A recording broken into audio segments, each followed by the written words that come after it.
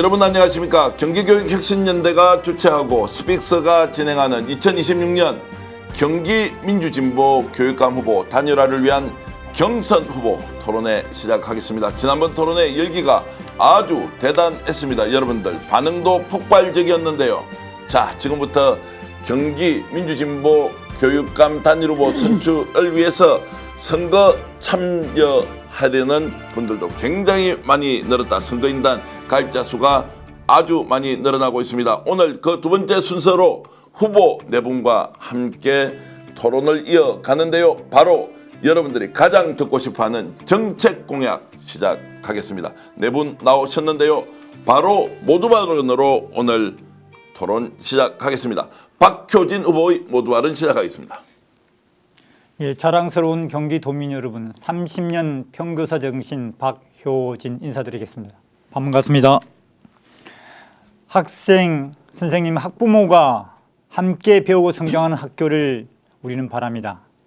지금 학교는 제 역할을 잃고 있습니다. 교육은 행정에 밀리고 학생들은 경쟁과 평가에 시달립니다. 교사는 수업보다 공문서에 묶여 있으며 학부모는 공교육을 신뢰하지 못합니다. 이 모든 것은 교육 현장을 모르는 사람들이 만들어낸 정책 때문입니다.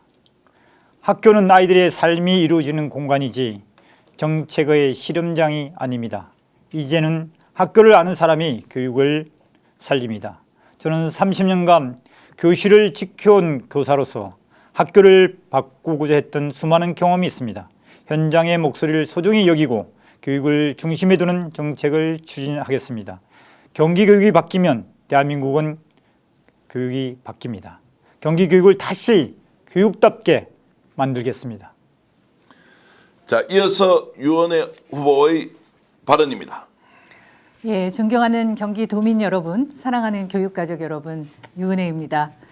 정책은 말이 아니라 삶을 바꾸는 약속입니다. 그래서 저는 오늘 정책을 나열하는 것보다 학생과 학부모 그리고 교직원과 지역사회가 실제로 체감할 수 있는 변화에 초점을 맞춰서 말씀드리고자 합니다. 학생에게 필요한 건 오직 성적만 바라보는 경쟁이 아니라 기초학력을 보장하고 사회 정서적인 안정감을 갖고 또 미래에 자신의 행복한 삶을 주도하는 역량을 키울 수 있는 그런 교육이 필요합니다. 학부모들께는 과도한 교육비 부담을 덜어드리고 아이들을 안심하고 믿고 맡길 수 있는 학교가 필요하죠. 지금 교사들에게 절실한 건 수업권, 아이들에게 집중할 수 있는 권리가 보장되어야 하고 또 지역사회와 교직원이 함께 협력하는 교육적 협력 체계가 필요합니다.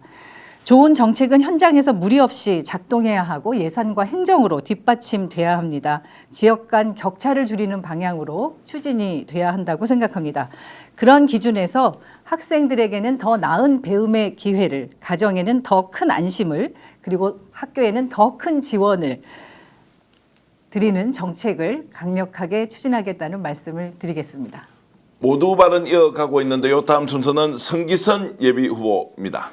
네, 안녕하십니까. 존경하는 경기도민 여러분, 경기가족, 교육가족 여러분, 정말 얼마나 답답하십니까? 우리 아이들이 학교에 가서 정말 의미 있는 생활, 유의미한 학습을 하고 친구들과 사회적 관계와 자기 정서를 발전시키는 그런 교육을 기대했는데 우리 공교육 정말 그 기대에 부응하고 있습니까? 교사들의 삶도 대단히 황폐화되어 있습니다. 학부모들은 사교육의 등골이 휘고 있습니다. 아이들은 수많은 갈등 속에서 좌절하고 미래를 포기해서 이생망이라는 말까지 나옵니다. 우리 공교육이 살아야 됩니다. 공교육의 출발부터의 차이를 줄여서 공교육의 정신, 소위 말해서 사회를 평등화시키고 자기 능력을 발현할 수 있는 그러한 교육이 되어야 됩니다. 사교육이 줄일 수 있는 방법은 다양한 공교육의 프로그램을 통해서 신뢰를 회복하는 일입니다.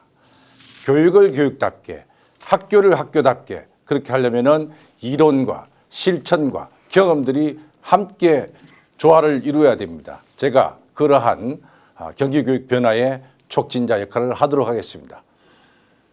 자, 모두 발언 마지막 순서 안민석 후보가 이어가겠습니다. 네, 힘있는 경기교육 해결사 안민석입니다. 대한민국 교육을 선도하던 경기교육이 희망을 잃었습니다. 학생과 교사와 학부모들은 불행의 트라이앵글에 빠져 있습니다. 이제 이 경기교육을 누군가 나서서 살려야 될 것입니다. 말이나 구호나 주장으로만 아니라 실제로 문제를 해결할 수 있는 해결사 역할을 할 수 있는 추진력 있는 교육감을 필요로 하고 있습니다. 특히 낡은 교육체제를 혁파하고 AI 시대 교육체제를 경기도에서 모델을 만들어야 할 것입니다. 경기교육 대전환 크게 바르게 힘있는 경기교육 해결사 안민석이가 해내겠습니다. 안민석을 도구로 사용하여 주십시오. 감사합니다.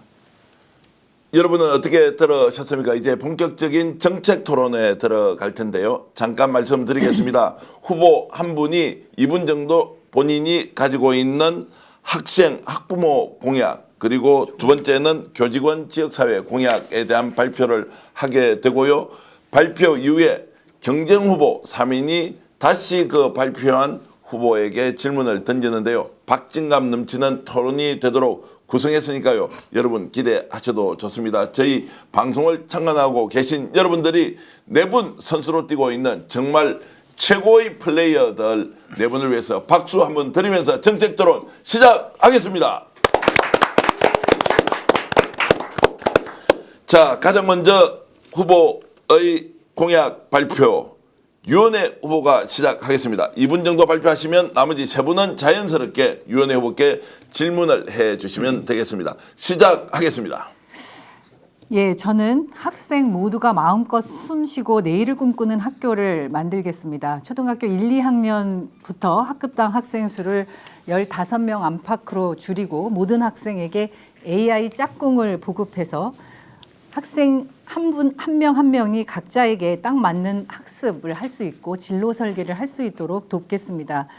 방과 후 교육기회 보장제를 통해서 방과 후 시간도 풍성하게 만들겠습니다. 고등학생에게는 연 10만 원의 교육 기본소득을 지급해서 품격 있는 성장을 할 수 있도록 응원하고 진학 데이터 플랫폼을 통해서 사교육 없이 입시를 준비할 수 있도록 돕겠습니다. 특성화고 학생들에게는 첫 월급 프로젝트를 도입해서 사회 진출을 응원하겠습니다. 학생 여러분, 저는 AI의 기본 교육을 통해서 여러분 모두가 품격 있는 사람으로 성장할 수 있도록 하겠습니다. AI의 시대에 걸맞게 교육 과정을 개편하고 능숙하게 AI를 활용할 수 있는 교육과 함께 그 기본이 돼야 하는 독서교육, 문화예술, 체육교육, 민주시민교육, 생태 전환 교육도 강화하도록 하겠습니다. 두 번째는 학부모님들께 말씀드립니다. 학부모라는 이름이 부담과 불안이 아니라 설렘과 기대 그리고 자부심으로 가득하게 하겠습니다. 365일 원클릭 안심 돌봄으로 돌봄의 공백을 메우고 교육비 부담은 과감하게 덜어드릴 수 있도록 하겠습니다. 느린 학습자나 장애 학생, 이주 배경 학생, 공교육기관 밖의 학생 등에 대한 관심과 지원으로 모두를 포용하는 학교를 만들겠습니다. 저는 이 모든 것을 결정하고 집행하는 과정을 학부모님들과 함께 하기 위해서 학부모 참여 예산제를 도입하고 경기 학부모원을 설립하겠습니다. 저 유은혜는 경기형 기본교육을 통해서 모두가 인간다운 삶을 누리는 기본사회를 만들어가고 싶습니다. 국민주권 정부가 지향하는 기본사회, 경기도의 기본교육과 기본독서가 뒷받침해서 반드시 실현하도록 하겠습니다. 고맙습니다. 자, 이렇게 이제 유은혜 후보가 발표를 했는데 어떤 분이 먼저 질문을 좀 하시겠습니까? 성기순 후보 먼저 시작해 보실까요? 예, 좋습니다. 그 경기형 기본교육이라고 하는 것이 갖고 있는 뭐 여러 가지 의미가 있을 텐데 저도 이제 기본 관계 성장이 중요하다. 우리가 기초학력의 문제, 정서 문제, 행동장애 문제, 수많은 느린 학습자부터 ADHD까지 이 한 교실에 아이가 들어와 있습니다. 무엇을 우선적으로 해야 되고 어떻게 지켜야 될지 그 구체적으로 좀 말씀을 해 주시기 바랍니다. 앞서 말씀드렸지만 저는 초등학교 1, 2학년의 기초 학습 그리고 사회 정서적인 지원이 굉장히 우선 필요하다고 생각해서요. 초등학교 1, 2학년 학급당 학생 수를 15명 안팎으로 줄이고 협력교사제를 통해서 아이들 한 명 한 명이 지원받을 수 있도록 하겠다는 말씀을 드렸고요. 제가 기본교육이라고 말씀드리는 것은 기초교육을 의미하는 것이 아닙니다. 이미 우리나라가 세계 선진국 대열에 AI로는 3대 강국이라고 하는 평가를 받을 만큼 올라와 있기 때문에 저는 기본 교육이라고 하는 것이 기초를 넘어서 이제 선진국 반열에 K교육이라고 하는 그런 국제적인 평가를 받을 수 있는 양질의 품격 있는 교육을 경기도에서 기본 교육으로 구현해야 된다는 생각으로 기본 교육을 말씀드렸다는 말씀드립니다. 예, 학교에 있는 공동체 구성원들을 가장 고통스러워하는 것이 사교육비입니다. 특히 학부모가 그 부분에 대해서 좀 공약이 안 보이는 것 같습니다. 그리고 두 번째는 학교 공동체를 무너뜨리는 게 지금 민원입니다. 이 민원을 해결하는 게 우선적 학교 공동체를 위한 응급조치입니다. 그 부분에 대한 공약을 말씀드리시면 고맙겠습니다. 이따가 저기 교직원 지역사회 공약에 학교 민원 119는 말씀을 드리려고 했고요. 학교 민원 119를 통해서 학교의 그 민원을 해결할 수 있도록 하겠다는 말씀 이따 드리겠습니다. 그리고 지금 사교육비 말씀하셨는데 사교육비를 완전히 일거에 다 해소할 수는 없습니다. 저는 우선적으로는 공교육 내에서 수익자 부담으로 부모님들께 부담이 가는 교육비부터 과감하게 줄여야 된다고 생각합니다. 그래서 기존에 하던 방식하고 전혀 차이가 없는데 다 그런 시도를 우리 해봤거든요. 아니 그 기존에 해봤던 방식이 지속 가능하지 않거나 교육감이 바뀌면서 또 지원이 예산도 반으로 줄고 그러지 않았습니까? 그래서 방과 후 교육과 관련된 것 그리고 체험학습이라든가 수익자 부담으로 하는 것부터 우선 공교육 내에서 책임 있게 줄이는 것이 실현 가능한 정책이라고 생각하고요. 또 하나는 진로 설계나 진학 설계와 관련해서 사교육에 의존하는 비율이 굉장히 높은데 그 부분을 AI 학습과 진로 시스템들을 도입해서 사교육에 의존하지 않고 진로 설계를 할 수 있도록 돕겠다는 것이 저의 생각입니다. 시스템으로는 설계된 게 없단 말씀인가요? 네? 시스템. 그러니까 지금 사교육비를 줄일 수 있는 어떤 장치는 제가 지금 계획된 게 없다는 말씀드렸죠. 거예요. 그럼 학교에서 하는 건가요? 학교에서 아이들의 학습과 진로를 도울 수 있는 공공 AI 시스템들을 도입하겠다는 말씀입니다. 공공 AI를 도움을 받고 사교육을 학교에서 하시겠단 말이죠. 사교육이 아니고 아이들이 사교육에 의존하지 않고도 자신의 진학과 진로에 대한 설계를 공공 AI 시스템을 통해서 지원받을 수 있도록 하겠다는 말씀을 드립니다. 그 공공 AI 시스템이라는 게 준비가 돼 있나요? 아니면 어떤 계획을 할 수 있어요? 지금 아시겠지만 이제 그 교육부나 시도교육청에서 공공 AI 시스템을 운영하고 있는 게 있지 않습니까?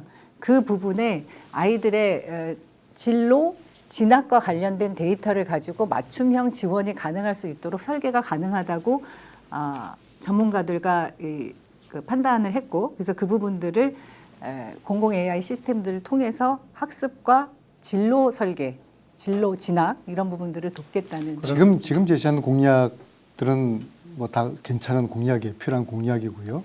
그런데 이 공약을 말씀하시기 전에 본인이 그러니까 최장수 교육부 장관이었지 않습니까? 그때는 이걸 왜 못했는지 특히 당시에는 17개 시도 교육감 중에서 14분이 진보 교육감이었어요. 해방 이후에 중앙과 지방의 진보 교육 권력이 가장 강했을 때였거든요. 그러면 국민들이나 이걸 듣는 사람도 그럴 거예요. 그때는 뭐 했지? 그때는 뭐 하고 지금 와가지고 이런 정책을 하겠다고 하는 것이지. 제가 궁금한 거 첫째, 왜 그때는 이런 생각을 못 하셨는지. 두 번째는 하셨다고 하면은 무엇 때문에 이것이 추진이 안 됐는지 그 두 가지를 좀 말씀 좀 부탁드리겠습니다. 안민석 후보께서는 그 시절의 그런 상황을 지금 잊어버리신 건지 잊으려고 하시는 건지 모르겠지만 제가 교육부 장관이 되자마자 했던 게 이제 유치원 3법이었고 고교 무상교육 아니었습니까? 고교 무상교육도 14분의 진보 교육감이 계셨기 때문에 그 시기에 중앙정부를 설득해서 1년 빠르게 시행할 수 있었고요. 20년 1월부터 제가 퇴임할 때까지 2년 5개월이 코로나 시기였습니다. 코로나 시기에 이런 온라인 계약을 통해서 또 그 디지털 기반을 만든 건 사실이죠. 그리고 공간 혁신을 통해서 여러 가지 수업의 유연성을 갖고 디지털 시대에 맞는 학교 공간을 만들려고도 추진을 해왔고요. 그때 이런 생각을 못해서가 아니라 AI가 이렇게 급속하게 발전하는 이런 속도로 발전하는 상황에서는 그 시대를 지금의 잣대로 평가해서는 안 된다고 생각합니다. 그 사교육 문제는 사실은 730 교육개혁 조치했던 과외 금지가 가장 효과적이었다 이런 뭐 우스갯소리도 있지 않습니까? 물론 다 없어졌지만은 그러니까 이러한 사교육을 없애기 위한 AI 도입이라고 하는 것이 물론 필요합니다. 필요한데 과연 그게 성공할 수 있을까? 지난번 AI 디지털 교과서와 또 지금 하고 있는 하이러닝과 같은 이런 어떤 기술공학적 도입이 우리에게 어떤 약속된 결과를 보장할 수 있을까? 그것과는 다르죠. 하이러닝이나 뭐 AI DT하고는 전혀 다른 것이고요. 이거는 좀 시간이 걸릴 수 있지만 아이들의 학습 경로, 학습 이력이 축적이 되면 그 부분이 내가 어떤 진로, 어떤 진학을 선택해야 되는지에 대한 개별 맞춤형 지원이 가능한 시스템으로 만들겠다. 이를테면 나이스의 경우에도 정보가 초등학교, 중학교, 고등학교 올라가면서 다 끊어지잖아요. 이런 시스템의 단절로 인해서 지금 AI로 저 진로 진학을 미리 준비한다고 한들 그게 나중에 대학까지 또는 평생 직업까지 연결되는 이 구도를 만들어야 된다고 생각합니다. 그렇죠. 그 우리가 구도를 만들어야죠. 학교에서 진로 수업을 할 때 가장 중심이 되는 것은 자기 스스로 진로를 찾을 수 있는 힘입니다. 그렇죠. 근데 지금 말씀하신 내용 중에 사교육을 경감시키는데 AI를 이렇게 했을 때 실제적으로는 사교육이 줄어들 것 같은 짐작은 절대 안 됩니다. 그냥 우리가 그렇게 말은 할 수 있어요. 가보지 않은 세상이니까. 네. 근데 제가 이 말씀을 드리는 이유는 그렇게 학부모님들이 사교육을 시키는 그 마음을 그것으로 채워줄 수 없다라는 것이 사교육이 계속 그 늘어나는 것은 네. 부모님들이 사실은 불안하기 때문 아니겠습니까? 네. 아이들이 말씀하셨듯이 학교 교육을 통해서 자신의 진로를 설계할 수 있는 다양한 체험이나 경험 그런 탐구를 해야 되는데 그런 것들이 보장되지 않는 게 우선 문제였잖아요. 그래서 그 부분들을 하자고 하는 게 이제 고등학교에서의 다양한 선택의 기회를 주는 고교학점제를 그래서 시행하자고 했던 것이고 그리고 사교육에 의존하는 그런 불안한 부모님들의 심리적 그런 걱정을 덜어드리는 게 사교육비 뭐 실제적인 액수가 아니라 그런 불안 심리를 덜어드리는 것부터 출발해야 된다고 생각합니다. 그래서 그런 시스템적인 지원뿐만 아니라 학교 내에서의 공교육 시스템의 변화 이런 것들이 필요하다고 보고요. 사교육이 줄어들지 않는다고 단정할 수는 없죠. 우리가 할 수 있는 노력들을 해야 된다고 생각합니다. 자, 알겠습니다. 이제 지금 이 토론은 상호 토론이기 때문에 계속 이제 자신의 공약을 발표하는 과정에서 토론을 좀 이어가도록 하겠습니다. 시간이 조금 더 늘어났지만 자연스럽게 상호 토론 이제 이어가겠는데 성기선 후보는 어떤 이제 학생 학부모 공약을 갖고 계신지 먼저 발표하고 자연스럽게 토론 이어가겠습니다. 예, 여러 가지 다양한 공약들이 준비되어 있는데 이 시간에 몇 가지만 간단히 제시하겠습니다. 지금까지 대개 교육 정책들을 보시면은 하드웨어 중심입니다. 위에서 어떤 예산을 편성해서 어떻게 하면은 멋진 건물과 어떤 프로그램에 대한 관심보다는 어떤 양적인 성장에 어떻게 대응을 해왔던 그런 시절이었습니다. 학생 수가 감소하면은 이제 질적인 전환을 해야 되는데 그 질적인 전환을 하기도 전에 벌써 예산을 축소하고 교원 수급을 또 축소하고 이렇게 되다 보면은 오히려 질적으로 더 떨어질 수 있다 생각됩니다. 핵심은 저는 그렇게 생각합니다. 수업입니다. 교수 학습 과정에 질적 성장이 있지 않고는 수업이 변화될 수 없고 그 수업이 변화되자면은 학교는 재기능을 할 수 없다. 그런 모든 공약의 초점은 저는 수업에 두고 있습니다. 그래서 1학년 때 앞서 얘기한 것처럼 초등 학급당 학생 수를 10명으로 해서 그 아이들의 출발점의 격차, 불평등을 없애주는 방식으로 가야 된다. 거기에 이를테면 기초 학력에 대한 문제도 다져줘야 되고요. 정서적인 행동적인 장애 부분도 교사들이 아이들 하나하나 눈 맞춤 해줘야 되고 만약에 혼자 할 수 없으면 외부 전문 인력들과 시스템이 지원을 해줘야 되는 그런 구도로 가야 됩니다. 그렇게 해서 학부모들이 우리 아이가 학교 가서 적응을 잘 할 수 있을까라는 그 걱정을 들어줄 수 있도록 그렇게 해야 됩니다. 미국에서 헤드스타트 프로젝트라든지 이런 교육 우선 지원 사업 같이 그러한 지원들을 이 긍정적 차별의 지원들을 더 강화해야 된다라고 생각되고요. 두 번째는 제가 이제 한 학교에 세 아이가 있다라고 얘기를 합니다. 잘 따라가는 아이들, 중간에 있는 아이들, 그리고 소외받은 아이들. 지금은 상위 30%만 위한 교육을 한다라고 하는 비아냥 비판들 오래되었습니다. 나머지 60, 70%다 엎드려 자고 관심 없고 다른 짓 합니다. 그래서 이러한 모든 아이들을 다 케어할 수 있는 집단 맞춤형 교육 정도는 가야 된다. 아이들이 자기 성장을 경험할 수 있도록 이 한 학교 세 아이 프로젝트를 갈 거고요.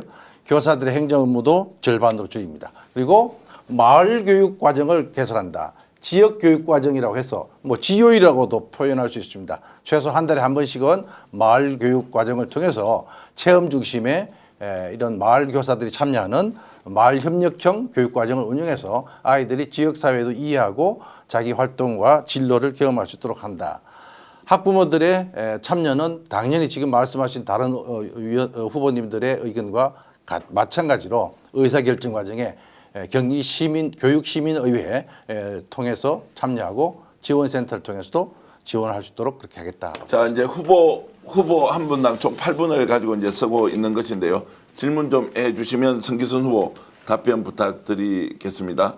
누가 먼저 좀 해주시겠습니다. 예. 안민석 후보, 우리 박효진 후보 해주시죠. 무엇보다 수업이 중요하다고 말씀하신 것 동의합니다. 네. 저도 긴 시간 동안 교사로서 완성도가 딱 생길 때는 수업에 자신감이 있을 때고요. 수업을 잘 하기 위해서 질 높은 수업이 되기 위해서는 무엇보다 이 교실을 놓고 외부적인 지원이 충분할 때만 가능합니다. 잘 하려고 하더라도 외부적인 지원이 어떠냐에 따라서 순간적으로 변할 수 있는 것이 수업입니다. 그래서 그렇다면 저는 이 수업이 제대로 되기 위해서 충실한 수업이 되기 위해서 외부적인 지원 구조를 어떻게 갖춰야 될지 이 부분에 대해서 말씀을 좀 주시면 도움이 될 것 같습니다. 예, 대학에서 2000년대 한 5, 6년 전으로 교수 학습 센터라는 게 유행했습니다.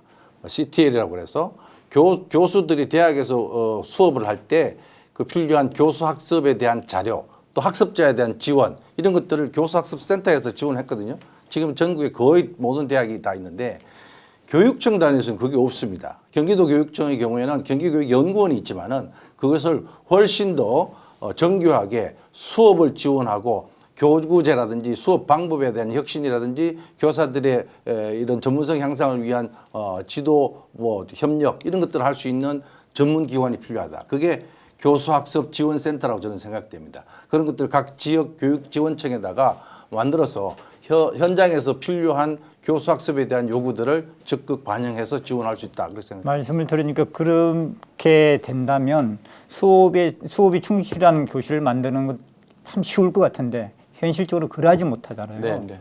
이 선생님의 삶을 놓고 보면 결코 그렇게 쉬운 문제가 아닙니다. 그러면 제가 말씀드리는 것은 수업이 충실해지려면 외부적으로 방해하는 요인을 우선적으로 제거하지 않으면 안 된다는 말씀을 드리는 동의합니다. 거예요. 예. 그 부분에서 우리는 비중 있게 정책적으로 가야 된다는 말씀을 드리고 싶습니다. 맞습니다. 그 학생수 초등학교 신명 공약 초일 관련해서요. 제가 두 가지 제가 질의드리겠는데요. 첫째, 이 이야기를 듣는 과밀학급의 학부모들 입장에서는 교사들 입장에서는 이게 먼 나라 이야기로 들릴 거예요. 동탄이나 고덕이나 김포나 저 하남이나 그래서 첫째 질문은 과밀학급에 대한 대책은 무엇인지 하고요. 두 번째는 이게 이제 가소 학급이 지금 학생 수가 줄어드는 거는 저출산 시대의 또 하나의 또 현상이라고 보는데요. 올해만 하더라도 학령 인구가 500만으로 줄어들었고 그다음에 1학년 입학생 수가 30만 명으로 내려갔지 않습니까? 그래서 줄어들 거예요. 그럼에도 이게 초등학교 10명 공약은 상당히 이거는 또 재원이 필요할 것 같은데요. 두 번째 질문입니다. 요 초등학교 1학년 10명으로 공약을 이행하려고 그러면은 예산이 얼마 정도 필요합니까? 예, 제가 이제 두 번째 질문부터 한번 답을 해보면은 정확한 추산은 아니지만 한 4천억 정도 들어가요. 한 4년 정도에. 물론 한꺼번에 다 들어갈 수 없습니다. 그래서 순차적으로 해 나간다는 것이고, 앞서 얘기한 우리가 교육 재정에 대한 불안감, 위기감을 얘기했는데 저는 그렇게 생각합니다. 예산과 인력을 투입하는 우선순위를 달려야 된다. 앞서 제가 하드웨어 중심의 교육 정책, 예산 설계 또는 지원금 나눠주기 방식을 가능한 한 자제하고 모든 이러한 프로그램의 예산의 핵심이 이러한 초등학교 저학년에서부터 왜냐 거기서부터 격차가 벌어지고 그 격차를 나중에는 손을 댈 수가 없습니다. 그러면은 교육이 사회 평등화를 실현해야 되는 이 이념이나 취지가 사실은 거짓이죠. 지금은 가정 배경에 의한 격차를 학교가 정당화하고 확대시켜 주잖아요. 그 출발 지점이 어디냐? 초등학교 1학년이라고 저는 생각했던 겁니다. 따라서 건물 짓고 뭐 리모델링하고 이런 데들은 몇 천억들 돈이 있습니다. 그 돈들 대폭 줄여서 이러한 소프트웨어 아이들의 정말 개별 지도가 가능한 뭐 캐롤이 완전 학습이 가능하다고 그랬는데 이러한 방식으로 물리적인 공간 안에 들어가면 좋겠고 앞서 얘기한 밀집 지역 과밀 학급이 지금 신도시에 들어가 있잖아요. 그런 데는 물리적으로 학교 교실을 증설하지 못하면은 앞서 얘기한 것처럼 1교실 2교사 제도 또는 보조교사, 멘토교사 다양한 지원 인력들을 통해서 물리적인 부분은 안 되지만은 그 보조 인력들을 활용할 수 있다. 그렇게 생각합니다. 그러면 지금 성기순 후보께서 말씀하시는 4천억이라는 규모의 예산이 교사 증원까지 포함한 예산인가요? 교사 정원에 대해서는 뭐 자율권이 매우 제한되어 있기 때문에 이것을 교육감이 갖고 있는 권한 중에서 배치 조정할 수 있다고 저는 생각돼요. 그래서 어쩌면은 뭐 풍선 효과일 수도 있는데 적어도 초등학교 저학년의 학급당 학생을 줄이고 또 앞서 얘기한 것처럼 학교가 줄어드는 그런 숫자까지 고려한다면은 탄력적으로 운영 가능하고 우선적으로 과밀 학급이 있는 지역들부터 먼저 실시해 나간다면은 크게 무리수가 없다. 그리고 과밀 생각됩니다. 학급이 있는 지역은 실제로 학급당 학생 수를 줄이기보다는 협력교사나 이런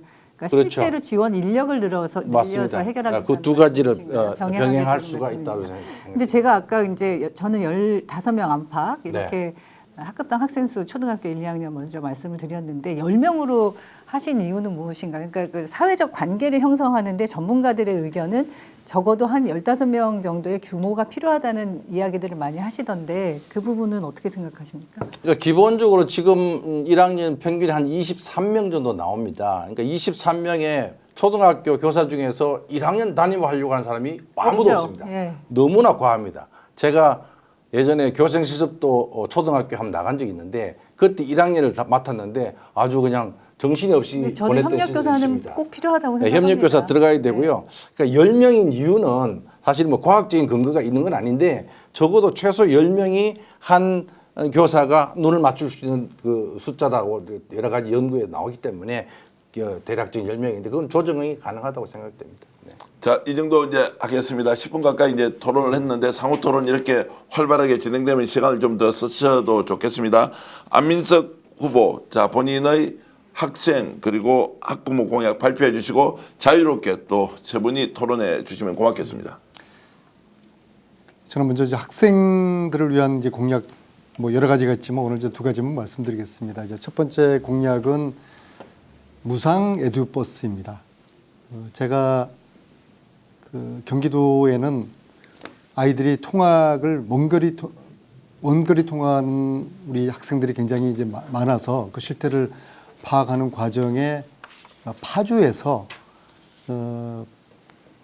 학생 통학 버스를 17대를 운영하고 있다는 이야기를 듣고서 제가 가서 그 버스를 타고 그 버스의 운영 체계라든지 예산이 어떻게 마련되고 있는지도 이제 봤습니다. 벽계기를 통해서 가능하더라고요. 시청과 교육청이 함께 그 예산을 마련한 겁니다. 큰 돈도 아니에요. 한 30억 정도로 그 한 절반씩 이제 나눠서 내는 구조인데 이것은 마침 경기도 도지사 후보님 중에 한 분이 청소년 무상버스 공약을 내걸었더라고요. 유력한 후보시니까. 그래서 청소년들에게 이제 안전한 그 버스, 특히 등하굣길에 편리하고 안전한 버스 이것은 일종의 그 시대적인 그 흐름이라고 보고요. 파주의 파프리카라는 그 버스를 이미 경기도에서 올해 한 7, 8군데가 지금 그대로 시행을 하고 있어요. 그래서 저는 이 안심 에듀버스를 경기도 전역으로 확산하겠다. 그래서 학부모들이 더 이상 아이들 등하굣길에 불안하지 않도록 또 안전한 또 편리한 그런 버스를 제공하겠다. 요 말씀을 첫 번째로 드리고요. 두 번째 씨앗 교육 펀드를 공약을 말씀드리겠습니다. 중학교 1학년 들어갈 때 펀드로 100만 원씩 지급하고 그것을 6년 동안 관리하게 한 다음에 그리고 고등학교 졸업할 때 그것을 찾아갈 수 있도록 해서 기회의 마중물 역할을 할 수 있도록 하자는 것입니다. 그래서 동시에 경제 금융 교육을 실질적으로 할 수 있는 그런 좀 체계를 만드는 씨앗 교육 펀드를 만들고요. 이게 한 1,300억 정도 예산인데 저는 이거 역시도 경기도에 지금 새는 예산만 잘 잡아도 이거 가능하다고 이렇게 보고요. 그리고 이제 학부모들 관련돼서는 학부모들 이렇게 쭉 만나 보면은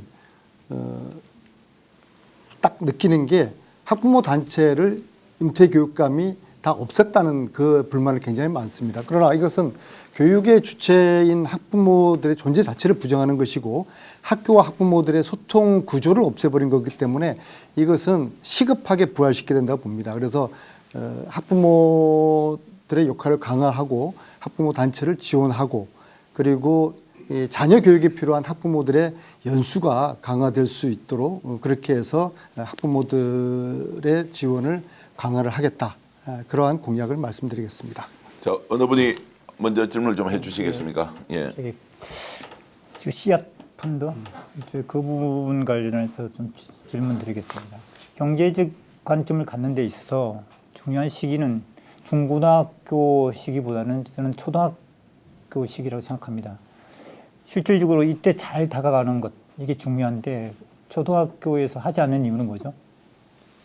초등학교는 이미 그 아동수당이라는 그런 식으로 아이들에게 그 지원이 되고 있기 때문에 다르지 않나요? 그거하고? 그리고 이제 경제교육은 참 전문가들의 이야기에 의하면 청소년기 중학교 1학년 정도가 물론 뭐 초등학교 때부터 할 수도 있겠지만은 중학교 1학년 정도가 중고 시절 정도에서 나름대로 금융교육과 동시에 이것이 적절한 시기다. 그런 제가 자문을 받았습니다. 이게 이제 경제 교육 중요합니다. 이게 우리가 교육을 할 때 지식 교육만 해서는 안 된다. 그런 주장을 하죠. 그러니까 저는 이제 경제 뭐 경험, 활용, 체험 교육을 해야 된다라고 얘기하는데 이 중학교 1학년 학생들이 과연 그런 돈을 만약에 100만 원을 받았을 때 그 경제 교육의 토대로 그걸 쓸 수 있을까? 뭐 그것도 하나의 질문이고요. 두 번째 질문은 사실은 이 1,300억 정도가 되면은 우리 경기도의 이 학교가 한 2,500개 정도 있죠. 각 학교당 한 5천만 원 이상의 돈을 지급할 수 있는 돈입니다. 그리고 만약에 앞서 우리가 교사가 부족하다고 그랬는데 뭐 연봉 3천에 해당되는 뭐 기간제 교사가 들어온다 하면은 그게 약 한 3,000명 또는 4,000명 정도 되는 채용할 수 있는 예산이거든요. 그러니까 지금 우리가 과밀학급 해소라든지 기초학력에 대한 문제라든지 뭐 교사 인력 확충이라든 문제 이 수많은 과제들이 있는데 이 돈을 그렇게 우선순위로 볼 때 이걸 쓰면 되겠냐라는 질문을 한번 다시 드리고 싶습니다. 두 번째 질문부터 말씀드리면요. 그건 좀 생각의 차이라고 봅니다. 실질적으로 지금 우리 아이들이 배우고 있는 이 교육이 아이들 미래에 필요한 만큼의 얼만큼 지식과 경험을 해주고 있는가. 그랬을 때 아이들에게 특히 미래 아이들이 굉장히 이제 불안한 상태에서 사회 진출을 하지 않습니까? 그래서 이제 그런 차원에서 이것은 다른 어떤 것보다도 굉장히 좀 중요하다. 그런 생각이고요. 그 다음에 그 펀드를 본인이 운영할 수는 없죠. 어떻게 중학교 아이들이 펀드를 운영하겠습니까? 이 공약이 발표되니까 우리나라 유수의 펀드 회사에서 굉장히 관심을 가지고 이미 이런저런 제안을 해오고 있더라고요. 그래서 이것은 이제 공정하고 투명한 절차를 거쳐서 실력 있고 신뢰 있는 그런 펀드 회사가 이제 운영할 수 있도록 그렇게 설계를 하는 것이죠. 네, 그래서 아이들이 직접 하는 건 아닙니다. 네, 아이들 해보면 더 재밌을 텐데요. 금융 교육 필요하고요. 실물 경제를 또 잘 알아야 되죠. 우리 아이들에게 지금 공교육 내에서 그런 교육이 되지 않고 있다는 문제인식은 저도 공감하고 있고요. 그런데 이제 아이들이 어떤 돈을 번다는 것, 경제 활동을 한다는 것은 사실은 노동의 가치가 전제가 돼야 된다고 생각합니다. 그래서 아이들에게 우리가 이제 노동 인권 교육을 필요하다고 얘기하고 중요하다고 얘기하는데 이 부분과 연관해서 아이들의 노동 인권 교육 그 부분은 어떻게 연결하실 생각인지 하나 궁금하고요. 네. 그리고 이제 뭐 성 후보님 말씀하셨지만 1,300억이라고 하는 예산의 우선순위를 여기에 뒀을 때 아까도 말씀드렸지만 이제 2조 가까운 금액이 예산이 줄어들지 않습니까? 그러면 예산은 어쨌든 우선순위 정책 과제들을 시급한 부분부터 이제 투여해야 되지 않습니까? 그런 데서 이제 시급성과 인식의 차이는 있을 수 있는데 이 부분에 대해서 조금 더 설득력 있게 말씀해 주시면 좋겠습니다. 예, 좋은 질문 감사하고요. 그러니까 저는 항상 벽계기 예산을 생각을 해요. 지금 현재 교육의 문제 또 우리가 오늘 다루었던 숱한 교육의 현안들을 해결하기 위해서는 대부분 다 예산의 문제하고 직결되지 않습니까? 초등학교 1학년 아이들 학급 10명을 줄이는 문제라든지 교사의 문제라든지 다 예산의 문제입니다. 그동안 이걸 왜 못 풀었습니까? 교육의 문제를 교육의 예산 내에서 학교 안에서 교육청 안에서만 풀려고 했기 때문에 이게 해결하지 않은 것이죠. 이제 해결 방식을 저는 바꿔야 된다고 생각합니다. 지자체와 함께 도와 함께 이 교육의 문제를 해결해야 된다는 건 생각하고요. 이 펀드 이 문제도 교육청만의 예산이 아닙니다. 도청하고 예산을 분담을 하는 예산 벽계기를 통해서 좋습니다. 예산 확보를 그렇기 제가 때문에 추가 질문 하나만 더 드리면은 아까 답변 안 하셨는데 근데 노동이 노동 문제는 그건 또 별도로 또 중요하니까 해 나가야 되는 것이죠. 우리 민주진보 진영은 노동인권 교육 다 합니다. 예전에 보수 교육감들이 노동인권 교육 안 한다고 선언해서 그 문제죠. 근데 제가 하나 질문 드리고 싶은 게 그 파프리카 좋은 사례입니다. 근데 최근에 고향의 그 덕양구에서 고등학교가 원거리다고 해서 교육청에다가 이 통학버스 대달라고 하니까 안 된다고 그랬거든요. 그 문제부터 해결할 수 있는 방안을 좀 만들어 주시면 좋겠고. 그건 하기로 했다고 제가 들었는데 또 하나는 그 수원이나 무슨 이런 신도시나 또는 아파트가 개발되면서 학생들의 이 규모가 갑자기 바뀌잖아요. 그러니까 학생 배정 방식의 문제가 수많이 이제 발생합니다. 인근에 중학교가 없다든지 인근에 고등학교가 너무 멀어서 없다든지 그러니까 이런 학생 배정 방법, 학교 구에 대한 설정 방법 이런 것들이 다 관련돼 있거든요. 그 부분하고 교통 문제는 같이 가야 되는데 저는 일단 고려해야 된다고 생각합니다. 경기도의 이 학군 문제가 심각하잖아요. 네. 이게 이미 수십 년 전에 짜놓은 이 학군의 기본적인 안에서하기 때문에 저는 이 학군 조정을 전면적으로 재검토해야 된다. 제가 주장하려고 하는 게 그거였어요. 그래요. 그리고 그 다음에 이 각 지역의 에듀 안심버스 이제 운영 문제는 지금 파주의 사례를 보면은 잘 운영되고 있고 거기다가 이제 올해부터 파주 같은 경우에는 무상으로 해요. 작년까지는 1,050원씩 교통비를 받아 학생들 직접 냈는데 그래서 저는 이제 이거를 저는 그 무상으로 에듀버스를 운영한다는 그런 이제 계획을 말씀드리고 이 예산은 교육청만의 예산은 아니다. 경기도 전 지역인가요? 경기도와 그렇죠. 경기도 전 근데 지역? 이것도 역시 제가 이야기하는 게 한꺼번에 이걸 다 할 수는 없죠. 가능한 것부터 점진적으로 확대를 해서 4년 내에 경기도 전체 지역으로 다 확산하겠다. 그런 말씀. 예, 저도- 그든 말씀드리지만 이 예산은 경기도청과 함께하는 협력 예산이다. 예산. 예. 벽계기 예산. 맞습니다. 좋습니다. 예. 모든 사업에서 교육 사업이 경기도와 교육청의 협력이 필요합니다. 예산만이 아니라 인적인 구조도 그렇고요. 시스템의 지원도 그렇다고 생각합니다. 그 부분은 충분히 공감하고요. 지금 시간이 다 된 건가요? 네, 자 그래서 이제 지금 박효진 후보가 이제 지금 공약 발표를 좀 해주시면 자연스럽게 토론 또 예. 이어가겠습니다. 자, 우리는 기존에 한 명의 아이도 포기하지 않겠다라고 선언을 했고 실제 민주진보 교육 진영에서는 그 방향대로 정책을 해왔습니다. 그리고 지금 시간이 많이 흘렸습니다. 지금 상태에는 한 명 한 명을 우리 책임지는 교육을 요구받고 있다. 그래서 그 부분이 해소 안 되니까 학교에서 가전 일들이 벌어지고 있고 결과적으로 선생님들은 수업할 수 없는 상황이 되었다. 그래서 교육이 가능한 학교, 수업이 가능한 교실을 만들어 달라고 선생님들은 외치고 있다. 그러면 저의 공약의 첫 번째는 수업을 어떻게 충실하게 할 수 있게끔 하느냐가 첫 번째입니다. 그래서 업무 지원 센터를 바깥에서 둔다. 학교에서 알아서 해라. 아가 안에서 조절하는 게 아니라 바깥에 두고 필요할 시, 요청 시 사람을 지원하겠다라는 게 첫 번째입니다. 두 번째는 수업을 하려고 해도 전화 한 통의 학교가 엉망이 됩니다. 현실적으로 민원이 상상을 초월합니다. 그렇다면 민원 자체를 바깥에서 좀 책임감 있게 감각적으로 잘 받아줄 수 있는 그런 센터를 구축해야 됩니다. 학교에서 알아서 해라. 이것은 교장 선생님도 안 하겠다. 그리고 담당하는 어떤 누구도 안 하겠다. 이 상황을 극복해야 됩니다.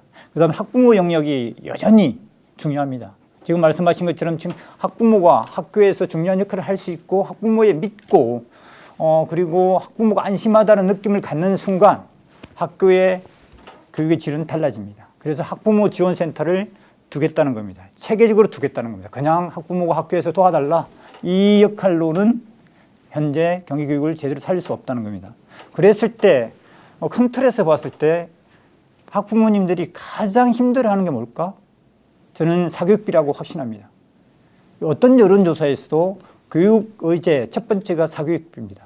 이것을 이제는 모른다. 그냥 알아서 해라. 그리고 학교에서 어떻게 해보자. 학교 수업을 잘하면 되지. 이것은 해결 안 됩니다. 그래서 제가 생각하는 것은 구체적으로 시스템을 갖추자는 겁니다. 그래서 그것을 공공학습지원센터입니다. 이것을 통해서 사교육비를 줄이는 길을 찾겠습니다. 알겠습니다. 자, 이런 말씀 주셨는데 누가 먼저 질문해 주시겠습니까? 예, 제가 먼저 좀 질문 드리겠습니다. 지금 업무지원센터나 민원센터나 학부모센터 또 공공 예. 학습지원센터요? 예. 이런 센터를 여러 가지 말씀을 하셨는데 이제 각각이 분절적으로 이루어지는 것은 아니지 않겠습니까? 예. 학교의 교육과정 운영에 충실할 수 있도록 선생님들이 수업에 집중할 수 있도록 지원을 하겠다는 말씀이신데 예. 이 각각의 센터가 그러면 여기에 필요한 예산이나 인력 구조나 예. 이 센터들 간의 그런 상호 협력 관계나 이런 것들을 어디서 어떻게 전담하면서 지원을 할 것인지에 대한 좀 구체적인 방안을 말씀 주시면 좋겠습니다. 기본적으로 학교를 지원할 수 있는 현재의 체계는 교육지원청입니다. 하지만 지원청이 형식화되어 있고 실제 인력도 없습니다. 지원청에서 지원의 역할을 할 수 있도록 구조적으로 만들고 예산을 그러니까 갖추겠습니다. 그 지원청에서 학교를 구조적으로 지원할 수 있도록 만드신다는 게 예. 어떻게 가능한 것인지를 좀 말씀을 주시면 예. 좋겠다는. 그러면 첫 번째가 예산의 문제가 있습니다. 지금 학습지원센터 예산을 우리가 계산해 봤을 때 전국의 경기도의 시군별로 한 개 이상 운영하게 될 경우에 100억 정도면 가능합니다. 우리가 그다음에 두 번째 학부모 지원센터 자체는 지금은 그냥 기존에는 학부모 네트워크 이런 식으로 해가지고 학부모도 어떤 활동가를 교육청에서 이렇게 근무케 하는 이 구조로 갔습니다. 근데 이분들이 체계 있게 부서의 시스템으로 지원청에서 있게 되면 사람의 문제가 있고 예산의 문제는 그렇게 많은 비용이 들지 않습니다. 그다음에 여기 말씀은 민원 대응 센터입니다. 이것을 지금 민원 대응 팀이 시군교육청에서 작동하고 있습니다. 그런데 최근에 있었던 것처럼 우리가 전화하면 마치 SOS 치듯이 그렇게 대응하는 형태가 아니다라는 거 그것으로는 역할을 못합니다. 그래서 여기에서 전문가 인력풀을 두지 않으면 이 민원을 그냥 그러면 합니다. 그래서, 후보님께서 말씀하시는 게 교육지원청에 강화한다는 겁니다. 학부모센터, 그렇죠. 저기 민원센터 이런 것을 예. 교육지원청 내에서 인력을 지원해서 거기서 담당하게 하겠다는 말씀이십니까? 맞습니다. 제가 말씀드렸던 학교 민원 119 시스템이나 저는 학부모 센터가 아니라 학부모원이라는 것을 온오프로 플랫폼으로 만들어서 학부모들이 정보도 얻고 참여도 하고 참여 예산도 제한할 수 있게 이런 구조를 구상하고 있는데요. 제가 생각하는 것과 어떤 차이점이 있습니까?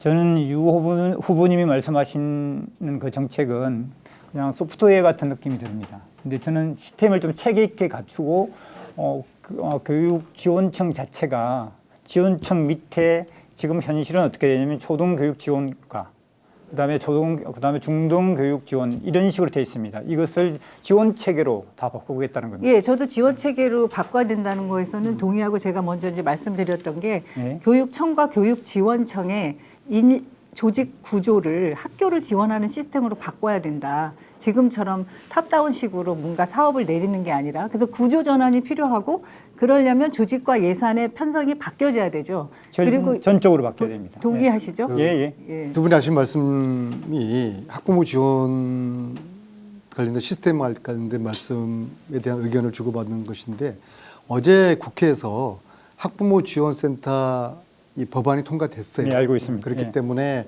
이 문제는 이제 큰 페이지는 이제 넘어간 거예요. 이제 단지 이것이 형식적이거나 학부모들의 소극적인 참여가 아닌 실질적으로 교육의 주체로서 학부모들의 역할을 끌어내는 참여를 끌어내는 경기도형 학부모 지원센터를 어떻게 만들 것이냐. 경기도 본청과 지역청 사이에 이런 고리를 어떻게 잘 연결할 것이며 그것이 학부모들에게 어떻게 스며들어갈지 거기에 대한 이제 구체적인 그런 고민이 필요할 것인데 법안 통과된 거 알고 계시니까 예, 알고 그럼 있습니다. 기존에 박효진 후보님 생각하시던 이 학부모 지원 체계하고 이 학부모 지원센터 법 통과하고 사이에 어떠한 그 싱크로율이 어느 정도 된다고 보시나요? 실제적으로 지역에 맞게끔 할 어떤 것들을 이행하려면 많은 과제가 있습니다. 그 과제를 푸는 데 전제 조건은 학부모의 자발성, 그다음에 자율성이 보장돼야 됩니다. 그다음에 두 번째, 지금 그와 비슷한 예가 있습니다. 학생 맞춤 통합 시스템이 있습니다. 하지만 경기도 교육청은 그것이 내려왔지만 무용지물입니다. 학부모 저도 질문 하나 할게요. 예. 뭐 그 정도만 해도 충분할 것 같고요. 지금 사교육비의 문제 의식은 저도 마찬가지입니다. 예. 며칠 전에 발표됐죠. 2025년도 사교육비 총량이 29조에서 27.5조로 조금 내려왔습니다. 문제는 개인당의 사교육 부담 비율은 더 높아지고 계층 간의 격차는 더 벌어졌습니다. 자, 이 문제를 우리는 어떻게 해결할 것인가 앞서 문제의식은 갖고 있었는데 지금 학교에서 어떤 프로그램을 통해서 이걸 할 수 있을까? 공교육에 대한 신뢰가 부족한 상태에서 불안 때문에 조사를 해보면은 사교육 받는 절반이 학교 수업 보충용이고 한 25%가 소위 말해서 돌봄의 필요 때문에 예체능을 가고 있는 구조입니다. 그러니까 약 70% 이상이 학교 수업에 대한 보충과 이 돌봄에 대한 이런 요구이기 때문에 이 사교육비를 없앨 수 없죠. 줄이려면은 학교에서 어떻게 해야 되느냐. 이 안을 만들어내야 된다는 거죠. 저는 학교에서 기존의 여러 방식으로 노력을 했습니다. 하지만 현실적으로 그것이 사교육비를 줄이는 방향으로 가지 못했다는 걸 네. 인정해야 됩니다. 그래서 학교에서 하면 안 됩니다.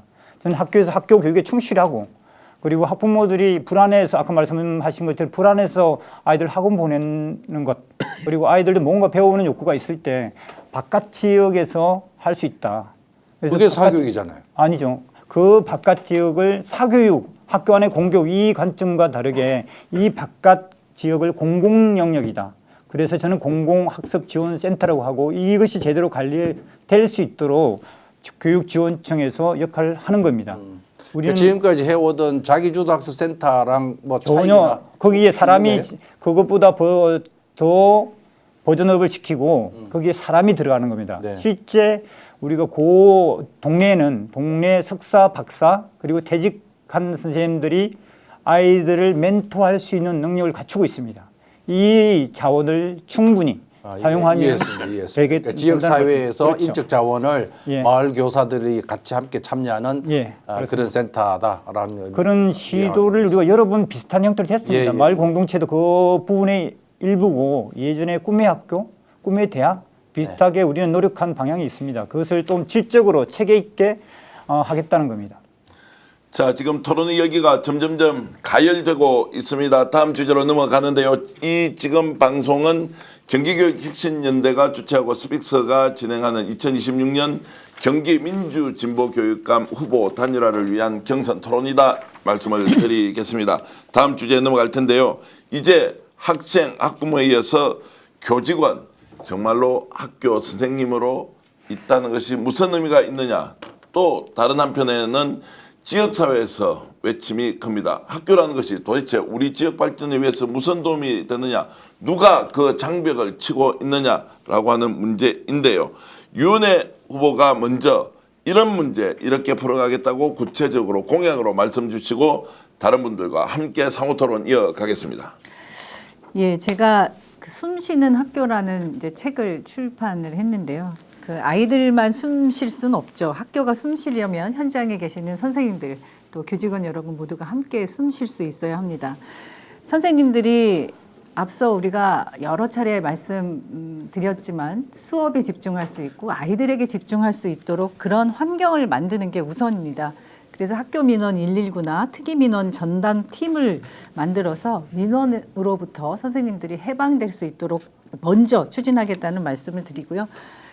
그리고 선생님들이 학교의 그 교육청이나 교육부에서 정책 사업들이 아무런 그 교사들의 의견 수렴이나 참여 없이 추진되는 것에 대해서 매우 불편해하시고 힘들어하십니다. 저는 교육 정책을 특히 학교와 관련된 사업을 추진할 때에는 선생님들의 의견을 반드시 수렴하고 선생님들이 그 의사결정 과정에 참여할 수 있는 그런 구조를 만들겠다는 말씀을 드리고요. 교육 행정 업무를 총량적으로 이제 개혁하는 방안을 추진하겠습니까? 그러니까 하나의 사업이 결정이 되려면 효용성이 없는 사업을 하나 빼는 거죠. 그러니까 계속 추가적으로 평가나 진단이 없이 얹히는 게 아니라 현장에서 진단하고 평가해서 폐지해야 되는 사업들은 걷어들이고 꼭 필요한 사업을 우선순위로 추진하겠다는 말씀을 드리고요. 그리고 교직원들의 건강, 마음 건강 이 부분도 전문성을 더 높일 수 있는 역량 지원과 더불어서 심리 정서적인 마음 건강 지원도 체계적으로 하겠다는 말씀 드립니다. 그리고 우리의 교육은 이제 학교를 넘어서 마을 전체가 배움터가 돼야 된다고 생각합니다. 그래서 온 마을이 함께 우리 아이들을 키우는 실질적인 교육 공동체를 만들겠습니다. 집과 가까운 곳에서 배움과 돌봄이 가능할 수 있도록 10분 동네 배움망을 구축하도록 하겠습니다. 그리고 경기도 전역이 그 체험 학습장의 이제 정보나 이런 것들을 하나로 묶어서 지금 현장 학습이나 체험 학습들이 매우 이제 진행이 안 되고 있어서 이 부분에 대한 학부모님들과 학생들의 요구가 높은데요. 경기도 전역의 체험 학습장을 하나로 연결해서 그런 정보를 제공하고 마을이 주도해서 그런 학교 밖 배움을 활성화할 수 있도록 하겠습니다. 제가 학교 구성원과 지역 주민들이 이렇게 실질적인 협력 체계들을 갖춰서 경기형 자치 학교를 만들겠다는 말씀을 드렸는데 이 부분은 이제 과거의 혁신학교라든가 꿈의 학교를 좀 더 버전업해서 교육과정 운영의 자율성을 보장하면서 새로운 학교 모델로 학교와 지역이 상생하는 경기형 자치 학교를 만들겠다는 말씀을 드립니다.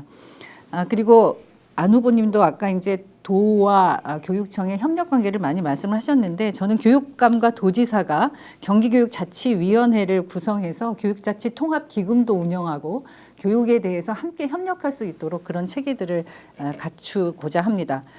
학생들, 학부모님들 그리고 교사, 교직원 모두가 빛나는 숨쉬는 학교를 경기도에서 만들겠습니다.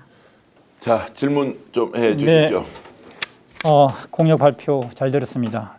저는 유 후보님께서 자치 역량을 강화하겠다는 말씀이 저한테 들렸습니다. 근데 기존에 우리는 많이 이야기를 했습니다. 학교 자치, 학생 자치, 학부모 자치. 그런데 지금 좀 살펴봐야 될 게 있습니다. 우리 광화문의 피서혁명 이후에 세상은 다른 요구를 받고 있습니다. 하고 있습니다. 그게 예전에는 간접민주주의를 우리는 민주주의의 기본으로 이야기를 했습니다. 지금은 직접민주주의를 요구받고 있다. 학교도 자치를 이야기하려면 직접민주주의가 들어와야 된다라는 겁니다. 대표적으로 학교에는 간접민주주의가 아주 체계 있게 되어 있습니다. 학교에는 각종 위원회가 43개 이상 있습니다.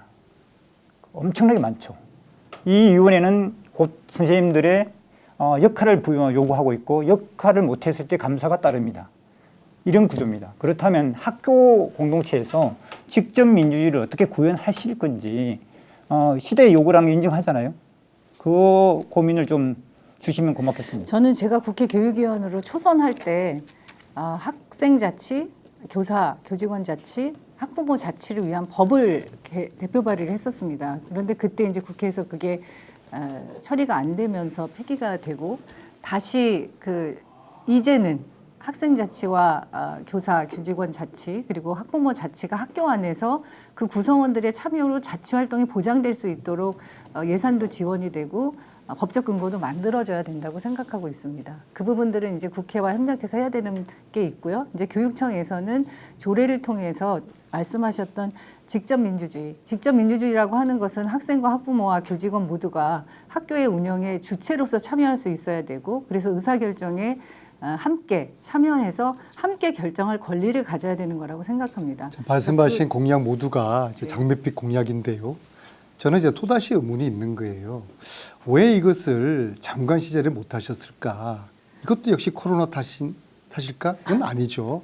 그리고 저는 이제 장관의 힘이라는 거는 당시에 진보교육감 14분을 잘 설득을 해서 소통해가지고 공통의 아젠다. 이거 사실 전부 다 진보교육감님과 협의할 수 있었던 사항이죠. 우리가 코로나에 상관없이 우리가 문재인 정부에서 이것 정도는 우리가 꼭 함께 공동의 아젠다로 실현합시다. 정도의 장관의 어떤 리더십과 추진력 그런 게 저는 왜 그게 되지 않았을까. 그래서 그때 이런 것들을 했더라 그러면은 그 좋은 물 들어올 때 노젓고 바람 불 때 연날려야죠. 후보께서는 자꾸만 지금의 이 시기를 잣대로 말씀하시는데요. 아니, 코로나 시기에만 다신 거 아니잖아요. 코로나 시기 코로나 시기 이전에도 있었고 고교무상교육과 왜냐하면은 유치원 3법을 죄송합니다. 추진한 시기에는 죄송합니다. 1년이 있었죠. 이게 진보교육감 당선이 18년 4월이에요. 그러면 2년 정도의 코로나 시기가 없이 정상적인 제가 18년 활동을 10월에 할수 있었단 말입니다. 임기를 시작했고요. 그러면 1년 6개월이죠. 저 같으면 1년 2개월인데요. 1년 정도의 의원님 장관 아시겠지만 권한만 제가 좀 법을 말씀 좀 드릴게요. 제정하고 개정하는 것이 그렇게 쉽게 됩니까? 아니 그러면 지금 저 장관 때 못 하셨는데 의원의 장관님 차례차례 좀 하겠습니다. 안민석 의원 마무리하시고. 제가 이제 근데 이건 저만의 좀 아쉬움이 아닐 거예요. 그때 해방 이후 우리가 진보 교육 권력을 중앙과 지방이 그렇게 막강히 가졌을 때가 없었는데 그때 어떤 것도 하지 못했다는 그런 아쉬움들이 굉장히 많고 어떤 것도 들으실 하지 거 아니에요. 못했다고 말씀하시는 것은 굉장히 주관적인 그러니까 판단이시고요. 후보님께서 현장과 국민들의 생각하고 굉장히 큰 괴리가 있다는 걸 제가 오늘 저는 느끼고 현장에서 있어요. 또 제가 3년 7개월 동안 할 수 있었던 것은 실제로 교육부 장관의 그 평균 재직 기간이 14개월 정도입니다. 저는 20년 총선 출마를 스스로 접고 정치인이 아니라 교육 행정 전문가로서 역할을 최선을 다해서 하겠다는 것으로 출마까지 실례지만 포기했죠. 인사혁신처장인 최동석 처장이 그 후보님에 대해서 평한 걸 혹시 보셨어요? 그분의 표현이 자, 문재인 정부의 최대 인사 참사라고 표현을 하는데 누가 그래요? 억울할 수 있겠지만은 그런 말씀을 하시면 안 되죠. 그런 평가하고 본인이 자평하는 거 그 사이에 그분의 너무나 큰 평가는 차이가 있다는 걸 제가 또 느낀다는 어떨지 거예요. 그렇게 지금 이런 그러니까 자리에서 왜 그렇게 사람들이 말씀하시면 왜 안 교사들이 돼요. 이렇게 생각하는지 이야기 좀 통찰을 좀 합시다. 한번 해볼게요. 자, 제가 이제 싸움은 좀 말려야 하고 긍정은 열심히 붙여드릴 테니까 박효진 선생님 질문해 주세요. 우리 유원회 후보님에 대한 장관 시절 후보님도 말씀하시잖아요. 최장 장관이었다. 하지만 또 한쪽으로 보면 요 코로나 시기 빼고는 짧았다는 말씀을 하시는 거고 평가가 정확하게 대별되는 것 같습니다. 하나는 뭐 했어? 장관 때. 그리고 교육감을 하려고 해? 라는 거고 또 한 측면은 그때 그 어려운 시기에 나는 뭔가 최선을 다했어. 그리고 큰 탈 없이 지나가지 않았어. 이 평가가 있는 것 같습니다. 저는 그때 정확하게 말씀드립니다. 그때 교사였습니다. 고위 담임이었고요. 그래서 제가 드리는 말씀은 학교 현장에 있는 선생님들은 그때 장관님 이름을 정확하게 기억합니다. 왜요? 답답함의 상징으로. 이거는 정확하게 말씀드립니다. 그래서 두 분이 여러 공방을 하시겠지만 저는 현장을 기준으로 다시 말씀드립니다. 네. 제가 좀 저도 잠깐만 짧게 답변 주시고 우리 질문 기회를 성기선 하나 주십시오. 교수님이 또 네. 질문하도록 하겠습니다. 예. 그 장관을 3년 7개월 한 사람이 저밖에 없고 저는 온 국민 앞에 인사청문회를 거쳤고 또 행정 경험을 평가를 받았죠. 평가는 여러 가지 있을 수 있습니다. 그런데 종합해 보면 그 3년 7개월이라는 기간 동안에 제가 제 혼자는 아니었겠죠. 물론 교육 구성원들과 함께 했었던 그 성과들을 부정해서는 안 된다고 생각하고요. 아까 말씀하셨던 그분이 뭐라고 어떤 말씀을 하셨는지 모르겠지만 저는 그런 개인적인 주관적인 평가에 대해서 동의할 수 없고 현장에 많은 분들이 안민석 후보 쪽에서는 그렇게 말씀하실 수 있지만 또 여러 의견을 들으면 그 코로나 시기를 위기를 극복해서 대한민국 교육의 위상을 인정받을 수 있도록 한 그런 최고의 긍정적인 평가들도 있다는 말씀 제가 드리겠습니다. 예. 자, 알겠습니다. 자, 이런 부분은 시청자 여러분들이 유권자가 또 도민들이 이해 관계자들이 판단할 것으로 우리 일단 집단 지성을 믿으면서 가겠습니다. 성기선 후보 빨리 질문해 주시고 답변 이렇게 장관 이어가겠습니다. 때 했던 일에 대해서는 공과들이 다 있기 때문에 뭐 공과 과에 대해서 우리가 다시 한번 뭐 역사가 평가할 것 같고요. 제가 질문 드리고 싶은 거는 꿈의 학교 얘기, 그다음에 이제 경기 자치학교 얘기를 아까 하셨는데 저한테 질문하시는 거예요? 예예. 네. 아까 발표를 했거든요. 그러니까 자치학교의 아니 지금 제 개념이 순서가 끝났잖아요. 아니면 지금 하고 있는 아, 건데 네네. 이거 마지막 아, 질문이 네네네. 한 분은 질문을 하셔야 네네네. 되는데 네. 꿈의 다른 분들이 학교가 질문을, 예. 제가 2015년부터 한 200개가 출발했다가 2022년도에 약 2,000개까지 늘어났던 학교입니다.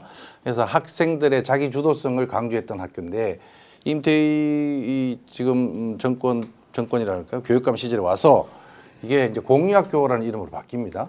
그러니까 이 꿈의 학교와 공유학교에 어떤 차이가 있을까? 그러면 꿈의 학교를 어떻게 하면 이 경기 자치학교를 갈 수 있을까? 자치학교의 특성이 뭘까?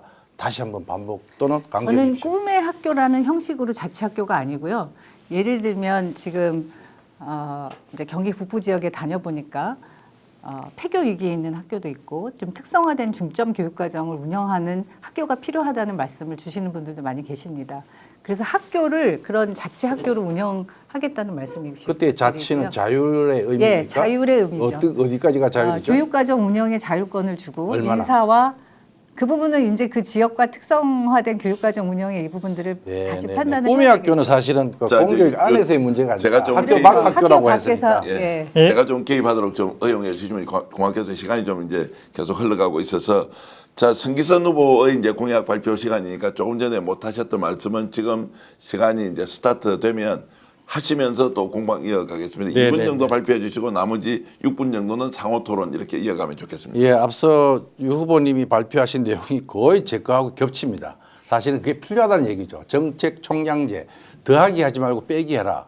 위원회도 너무 많다. 당연히 줄여야 됩니다. 형식적인 위원회, 형식적 연수가 학교를 지금 그냥 억압을 하고 있는 그런 구조이기 때문에 가능한 정책 총량제로 해서 줄여 나가야 될 것 같고요. 정책에 대한 리콜제도 들어가야 된다. 교육감이 만약에 막 누더기처럼 정책을 만들어 놓았으면 현장에서 작동하지 않고 부정적인 평가가 있으면은 당연히 그건 처리를 해야 됩니다. 그래서 현장 교사 한 500인의 배심원단을 만들어서 그들의 평가에 의해서 줄여나가면 좋겠고요. 다리를 하나 만들더라도 우리가 환경 영향 평가잖아요. 그러니까 교육 정책을 만들면서 수업 영향 평가, 교육 영향 평가 반드시 해야 된다고 저는 생각됩니다. 제가 이제 여기서 지역 사회와 함께하는 교육 과정 앞서 제가 언급했는지 모르겠는데 지효율에 대한 얘기를 합니다. 그러니까 마을에 있는 교사 전문 인력들을 학교로, 학교에 있는 학생들을 마을로, 마을과 학교가 서로 소통할 수 있는 마을 교육 공동체를 다시 복원해야 된다. 그게 사실은 지금의 제3의 길, 학교 교육 제3의 길이 아니라 하그리버스가 얘기하는 학교 교육 제4의 길로 가는 미래 학교로 가는 게 무슨 AI나 디지털이나 이런 기술공학적 접목이 아니라 학교와 마을이 소통하고 그 학습의 공간을 넓히는 게 제4의 길이라고 지금 우리가 얘기할 수 있다면은 그러한 공약들을 많이 만들어야 된다. 수원에 가보니까 어느 초등학교 8개인데 청개구리 연못이라는 게 있었어요. 너무 재밌었습니다. 아이들의 방과 후 프로그램과 돌봄에 대한 기능, 마을 주민들의 어떤 휴식터, 주말에 또 거기서 아이들이 안전하게 배울 수 있는 그런 공간. 그러니까 청개구리가 말을 안 듣는 뭐 그런 특성이 있잖아요. 이 청개구리 같은 아이들이 모여서 자기들끼리 또래 간의 관계도 형성하는 그런 시설들도 확보함으로써 학교와 마을이 연결되도록 해야 되겠다는 생각을 하고 있습니다. 자, 질문해 주십시오. 예, 제가 아무래도 욕심이 큰 것 같습니다. 질문 안 하고 못 빼겠는데요. 저는 그런 생각을 합니다. 지금 말씀하신 내용들 쭉 보면 연구를 잘 하셨다. 그리고 학교라고 하는 곳 방문했을 때 성기선 후보님이 간 학교가 어떤 학교일까 생각을 해봅니다. 성기선 후보를 맞이할 수 있는 그 학교는 굉장히 잘 진행되는 학교일 겁니다.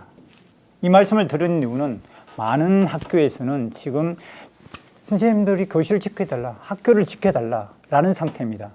그런데 지금 말씀하시는 것처럼 학교와 그다음 사회를 바깥을 지역을 연결하겠다. 이것은 지금 시기는 아니다라는 겁니다. 왜 지금 시기가 아닌지 제가 이런 말씀을 할 수밖에 없는지 그 차이점을 좀 말씀해야 좀 이렇게 느낀 대로.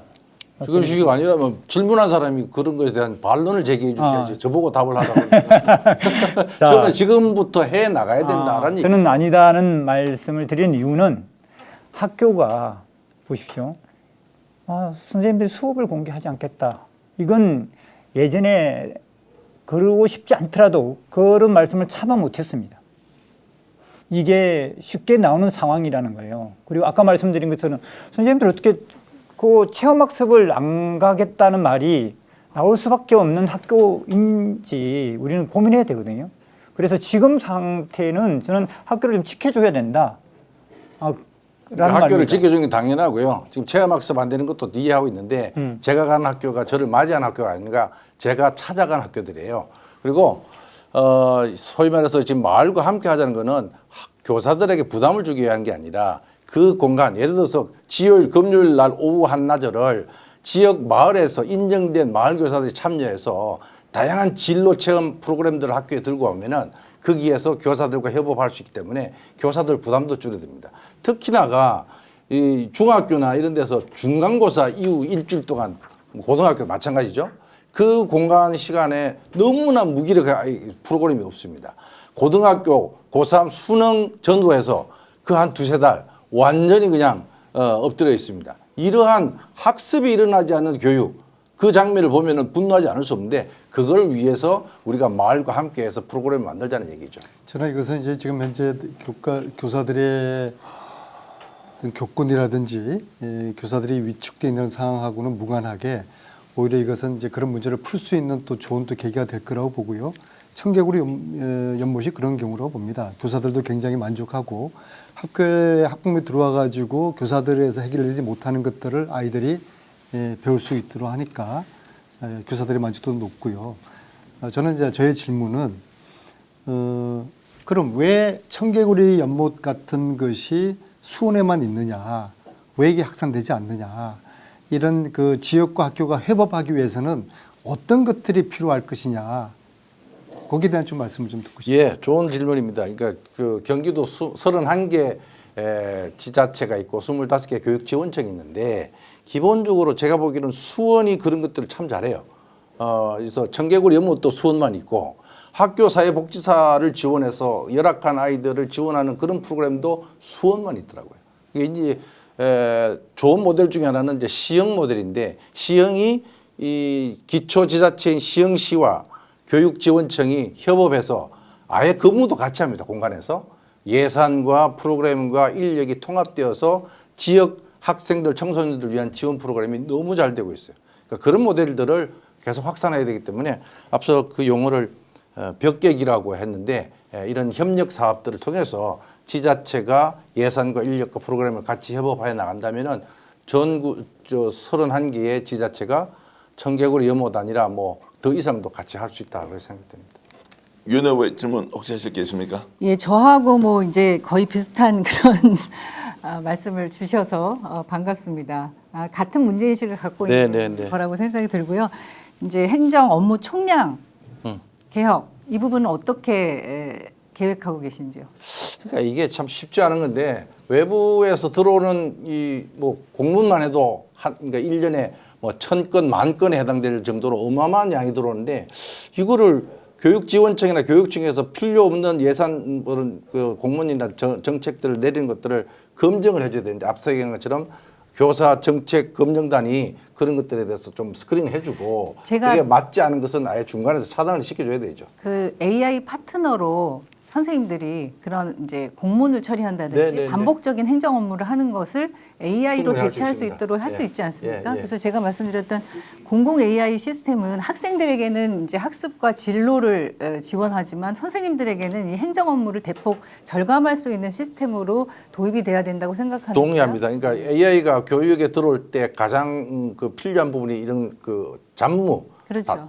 동일한 그 반복하는 잡무를 반복 줄이는 데 업무. 들어야 되는지 교수 학습 과정에 바로 들어가 버리니까 그 폐해를 우리가 받지 않습니까? 그렇죠. 준비하고 학습하고 해나가는 과정에 AI가 들어오려면 좀 더 정교화돼야 되고 행정 업무나 학교의 여러 가지 업무들을 보조하는 AI가 들어온다면 충분히 그건 환영할 만한 일이라고 생각됩니다.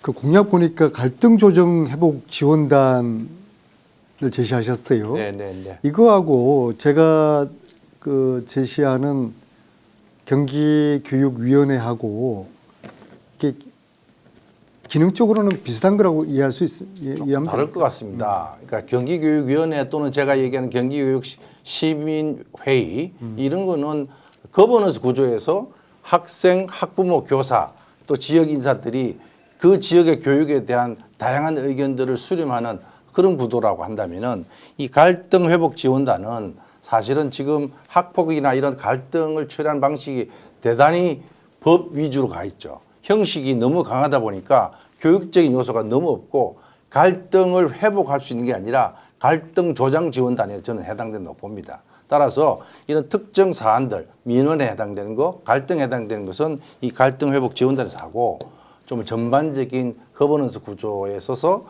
주민 참여형 교육 행정을 한다고 할 때 앞서 얘기한 그런 위원회나 의회나 저희는 지원단을 만들든 어떤 위원회를 만들든 지금 이제 교사들의 목소리가 너무나 지금 위축되고 움츠렸기 때문에 교사들의 이야기가 좀 분출될 수 있는 그런 구조. 좀 네. 말하자면 어떤 위원회를 만들면 항상 교사들은 교육의 주체니까 절반은 들어와 있어야 되는 것이죠. 그렇죠. 그래서 자칫하면요. 그런 좀 교사들의 위상 강화에 대해서는 어떻게 생각하세요? 당연히 그렇게 해야 되는데 자칫하면 또 그런 일 자체가 교사들을 동원하고 교수 학습에 관계없는데 자꾸 위원회에 참여하고 또 그거 안 하고 그냥 허위로 공문 뿌리고 이런 또 잡무로 갈 가능성이 있기 때문에 조심스럽게 접근해야 된다고 생각하고요.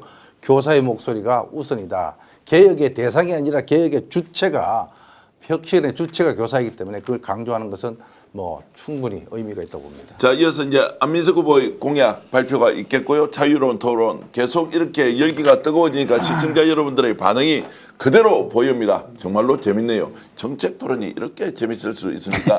안민석 후보 진행해 주십시오. 오늘의 토론이 네. 유익하지만 그들만의 리그가 되지 않기 위해서는 교사들의 입장으로 돌아가야 된다고 생각합니다. 교육감이 아무리 어떤 좋은 공약을 실현하려고 하더라도 교사들이 동의하지 않고 교사들이 움직이지 않으면 성공할 수가 없습니다.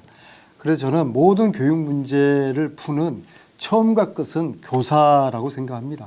교사를 중심에 놓아야 되는데 문제는 지금의 대한민국 교사들이 전 세계에서 가장 우수한 집단임에도 불구하고 그들의 능력이 발현될 그런 환경이 학교의 교육 생태계가 그렇지 않고 오히려 교사들은 위축돼 있다는 이 현실을 저는 굉장히 심각하게 봅니다. 그래서 이 문제를 풀지 않고서는 어떠한 교육감이 나와도 교사들을 중심에 세워서 교사들을 움직이지 않는 어떤 정책도 저는 실패할 거라고 봅니다. 그래서 교사들의 길을 살려주자, 교사들의 처우를 우선적으로 해주자, 교사들의 목소리를 정책에 담아주자, 그러한 저는 교육감으로서 역할을 충실하게 하려고 합니다.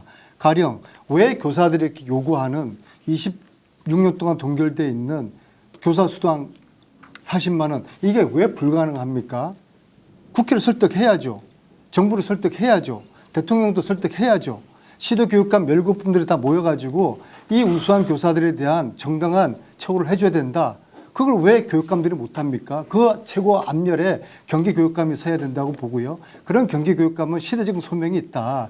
이 교사들, 중국되어 있는 교사들의 길을 살려주는 또 권위를 회복하는 이런 제도적인 또 제도를 넘어선 어떤 그들의 손난로가 되는 이런 일에 교사들이 경기도 교육감이 최고 앞줄에서 해야 된다 이 말씀드리고요. 그다음에 지역과의 문제는 학교와 지역을 연결하자, 서로 협력하자는 것에 반대하는 사람은 없을 겁니다. 근데 저는 지금 말로만 아닌 20년 동안 꾸준히 지역과 학교의 벽을 허물고 상생 협력하는 이러한 사례들을 제안하고 만들어내고 성과를 내는 그런 일들을 했고요. 그래서 가령 1인 3기 모든 학생들이 악기 하나씩 배우고 운동 하나 배우고 외국 하나 배우는 그런 것들을 저는 제 지역구 오산서 오랫동안 제가 구현을 해왔고 아주 만족스러운 그런 학부모들이라든지 교사, 학생들 성과를 냈기 때문에 저는 벽계기를 통해서 우리 교육의 새로운 르네상스 시대를 우리가 맞이할 수 있을 것이다. 그런 말씀을 드리겠습니다. 어떤 분이 질문 가장 먼저 해보시겠습니까? 제가 해보시겠습니다. 예. 아이고 좋습니다. 지금 질문을 먼저 해주신다니까. 교직수당 40만 원은 뭐 저도 뭐 동의하는데 여전히 재원의 문제는 있을 수 있습니다. 어떻든 그럼에도 불구하고 이 탈리스라고 하는 게 있어요. TALIS. 이게 이제 OECD에서 조사하는 교수 학습에 관련된 환경 만족도 이런 국제 비교인 건데 여기에 보면은 우리나라 교사들이 수업 대비 행정 의무 비율이 제일 높습니다. 제가 군포에 있는 어느 학교를 갔는데 수업과 행정의 비율이 얼마나 되느냐 질문했을 때 뭐 8대 2라 그러더라고요. 지금 제가 잘못 들었나 했는데 수업이 8인 줄 아는데 그게 아니라 수업이 2, 행정 업무가 8이에요. 왜 그러냐 하니까 그 학교가 대단히 학급 수가 줄어들고 학생 수가 줄어드는 소규모 학교로 전락하고 있으니까 교사들이 제일 두려워하는 용어 중에 하나가 이런 겁니다. TO감. 중학교의 경우에 1.75 기준으로 이제 교사 배치를 하잖아요. 만약에 10학급이면 17.5명에 해당됩니다. 이런 어떤 틀에 박힌 것 때문에 학교 수가 규모가 줄어들면 교사 수가 줄어드는데 줄어든 만큼 행정 업무가 줄어드는 게 아니죠. 그러니까 그런 부분에 대한 대책이 없을까. 제가 안 후보님의 결정과 추진력은 충분히 이해하는데 이 부분 어떻게 할 그건 건가에 대한 간단한 안을 겁니다. 주시죠. 간단한 겁니다. 교육감이 교사들은 수업만 하도록 한다. 그 원칙만 세우고요. 과도한 행정 부담이 있는 그런 원인들을 다 제거하면 되는 겁니다. 첫째로 교육청이 뭐합니까? 지역교육청이 행정 지원을 하는 원래의 기능을 해야 되는 것이죠. 예를 들어서 지금 체험학습을 가더라도요. 체험 수업을 가더라도 학교가 교사가 장소 정하고 또 버스 정하고 다 그러지 않습니까? 근데 이걸 오산서 이렇게 해봤어요. 재단에서 교육재단에서 어느 학교가 체험학습 언제 어딜 가기를 원한다. 그러면 재단으로 신청하면은 학교가 신경 쓸 필요가 없어요. 그럼 원하는 버스를 원하는 시간에 재단에서 지원을 해주는 겁니다. 일을 그런 식으로 학교 행정 부담을 교육청에서 다 떠안도록 하면 되는 거예요. 그런데 지금 교육청의 구조를 저는 바꿔야 된다고 봐요. 지금 현재 1,100명 정도 본청에 근무하시는 걸로 알고 있는데 그분들 이야기 들어봐도 불편한 인력이 너무 많다는 거예요. 그래서 지역교육청으로 내려보내서 지역교육청의 역할을 강화하고 본래의 지원 서비스로 가야 된다. 그랬을 때 교육장의 역할 역시도 마찬가지로 생각합니다. 지금 교육장들이 이런저런 이유로 해서 그다지 지역교육에 대한 책임성 있는 행정을 할 수 있는 그런 지금 권한도 없고 그러지 않습니까? 그래서 저는 교육감의 권한을 교육장들은 다 주겠다. 기득권을 내려놓고 교육장들은 주겠다. 그래서 핵심은 교육자치 실현을 위해 가지고 지역교육청의 권한과 위상을 이걸 살려놔야 된다는 그런 거고 그 속에서 학교의 행정 지원을 교육청을 중심으로 다 하는 겁니다. 그렇게 하고 두 번째로 교사들이 말이에요. 한 20년 정도 지나면은 이 학생들 가르치는 것에 대해서 지쳐하기도 하고 힘들어 하셔요. 그런 분들한테 제가 여러분들에게 여쭤봤어요.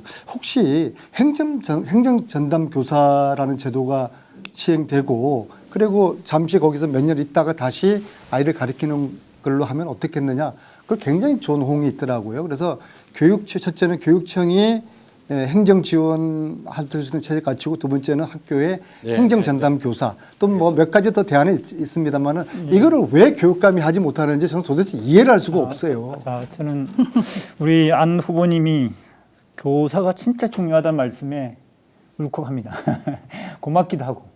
그리고 기존에 교육감을 하려고 했던 사람, 교육감 중에서 그런 말씀을 안 하신 분이 있을까라는 것도 다시 돌아보게 됩니다. 저는 학교가 이렇게까지 망가지는데 결정적인 역할을 한 것은 학교를 모르는 사람이 정책을 위해서 만들고 그 정책이 학교로 내려왔기 때문이라도 확신합니다. 대표적인 예를 하나 들겠습니다. 이게 안 후보님하고 관계되는 정책일 거라고 저는 생각하는데 학교 스포츠 클럽이 있습니다. 경기도에서는 실제 고 중1, 중2 모든 아이들이 스포츠 클럽을 하지만 강사를 딱 2명만 파견합니다. 그러면 아이들이 스포츠 시간에 선생님들은 시수가 적은 선생님이 자기 스포츠와 관계없는 그런 전공도 안 한 사람들이 그냥 그 수업에 들어갑니다. 그리고 생기부는 그냥 기록합니다. 이 정책이 실제 현실적으로 학교에 내려와 있고 이것으로 인해서 겉으로는 보니까 학부모님은 아이들이 운동할 시간이 보장된 것 같아. 너무나 좋은 것 같아. 근데 학교는 그것으로 학교의 정상적인 교육 과정이 형식화되고 내용을 채울 수 없는 상태가 됩니다. 그것뿐인 것 같습니까? 곳곳에 많습니다. 나는 그런 측면에서 준비 안 된 상태에서 고교 학점제가 내려온 것도 학교를 혼란시키는, 학교를 지금까지 만든 정책 중에 하나라고 생각합니다. 그래서 이 위에서는 나름대로 의미가 있겠어라고 내렸지만 학교 현장은 여러 가지 정책으로 엉망이 되고 있다. 그래서 이 부분을 다시 이야기하지 않고는 학교가 다시 일어설 수 없다라는 안타까움이 있습니다. 짧게 답변 주시죠. 네.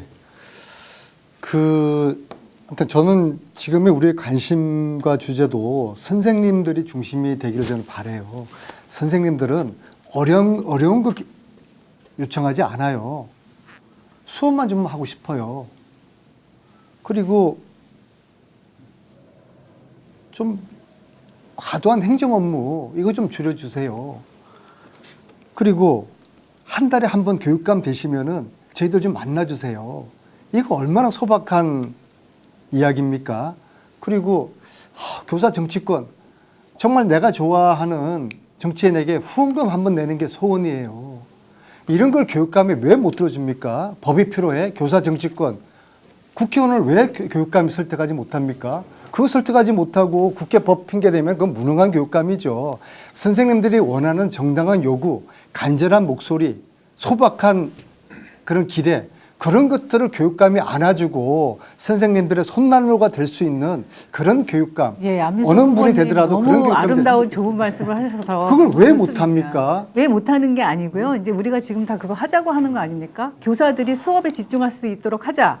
그렇게 하겠다는 말씀만 하지 구체적으로 어떻게 하겠다 이런 게 이제 저는 민원이나 또 특위 민원이나 또 행정 업무를 어떻게 덜어드리겠다는 방법을 지금 구체적으로 말씀을 드렸는데 안 후보님께서는 계속 그렇게 하겠다는 선언만 하고 계신 것 같아요. 그러니까 행정의 경험이 없으셔서 그런지 5선의 정치인을 하셨지만 5선 국회의원 20년 동안 정치인은 주장하고 선언하고 구호를 외칠 수 있습니다. 물론 성과도 있으셨죠.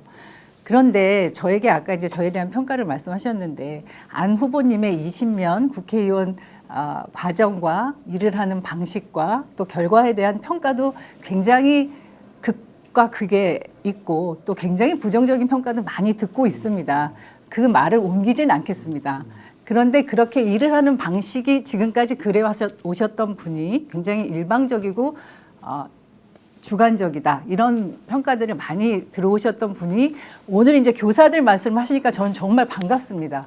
교사들의 이런 의견을 이런 프레임 이런 사고면은 아무것도 안 바뀔 거예요.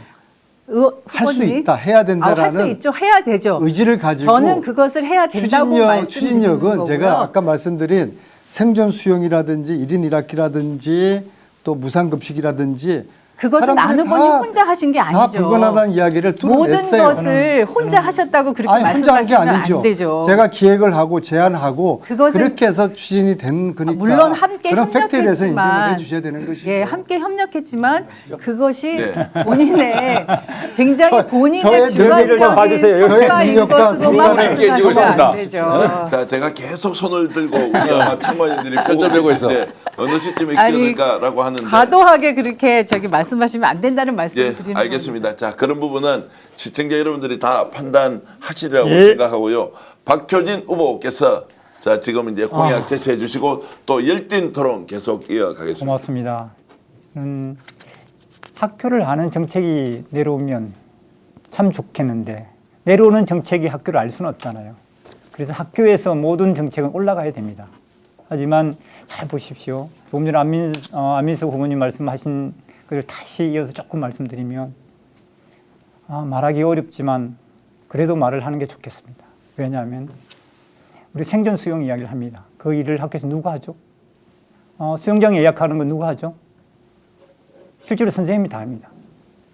자, 학교에서 그 일이 주어지면 선생님들한테 교육 과정을 이행해야 되는 역할 외에 또 주어집니다. 그리고 수영장 예약하고 관리, 여기에 대해서 일정 잡고 지역에 수영장 많습니까? 그렇지 않습니다. 근데 학부모님들은 좋아합니다. 당연히. 좋아하겠죠. 선진국 되는 것 같기도 하고.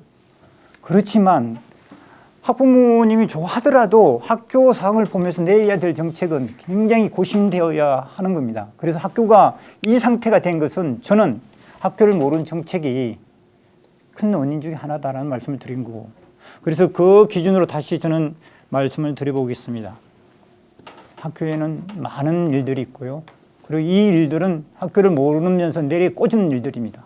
그러다 보니 이 일을 어떻게 풀어야 될까? 현실적으로는 갈등 그 자체입니다. 그래서 학교에 많은 일을 이제 정리를 해야 됩니다.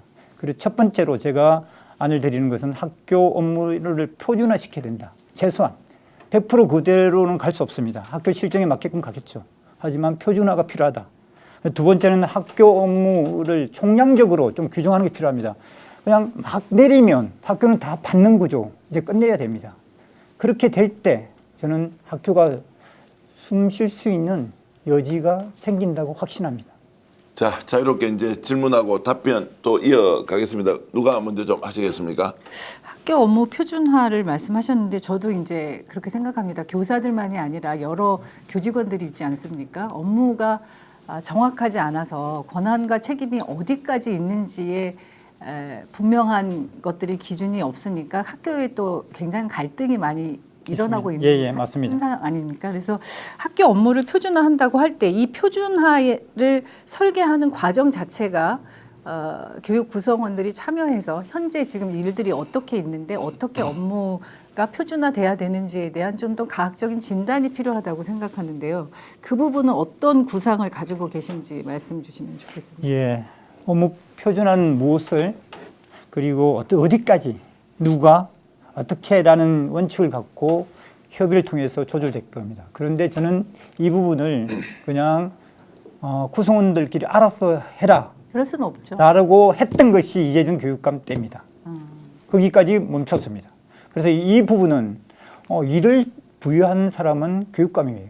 그럼 교육감이 직접 나서서 실제 이 부분은 과할 수 있다. 하지만 이해를 좀 부탁한다. 이 업무의 성격을 살리기 위해서는 이렇게 일을 부여한 자, 권력이 직접 나서서 풀 때만 표준화가 현실화될 수 있다는 말씀을 드립니다.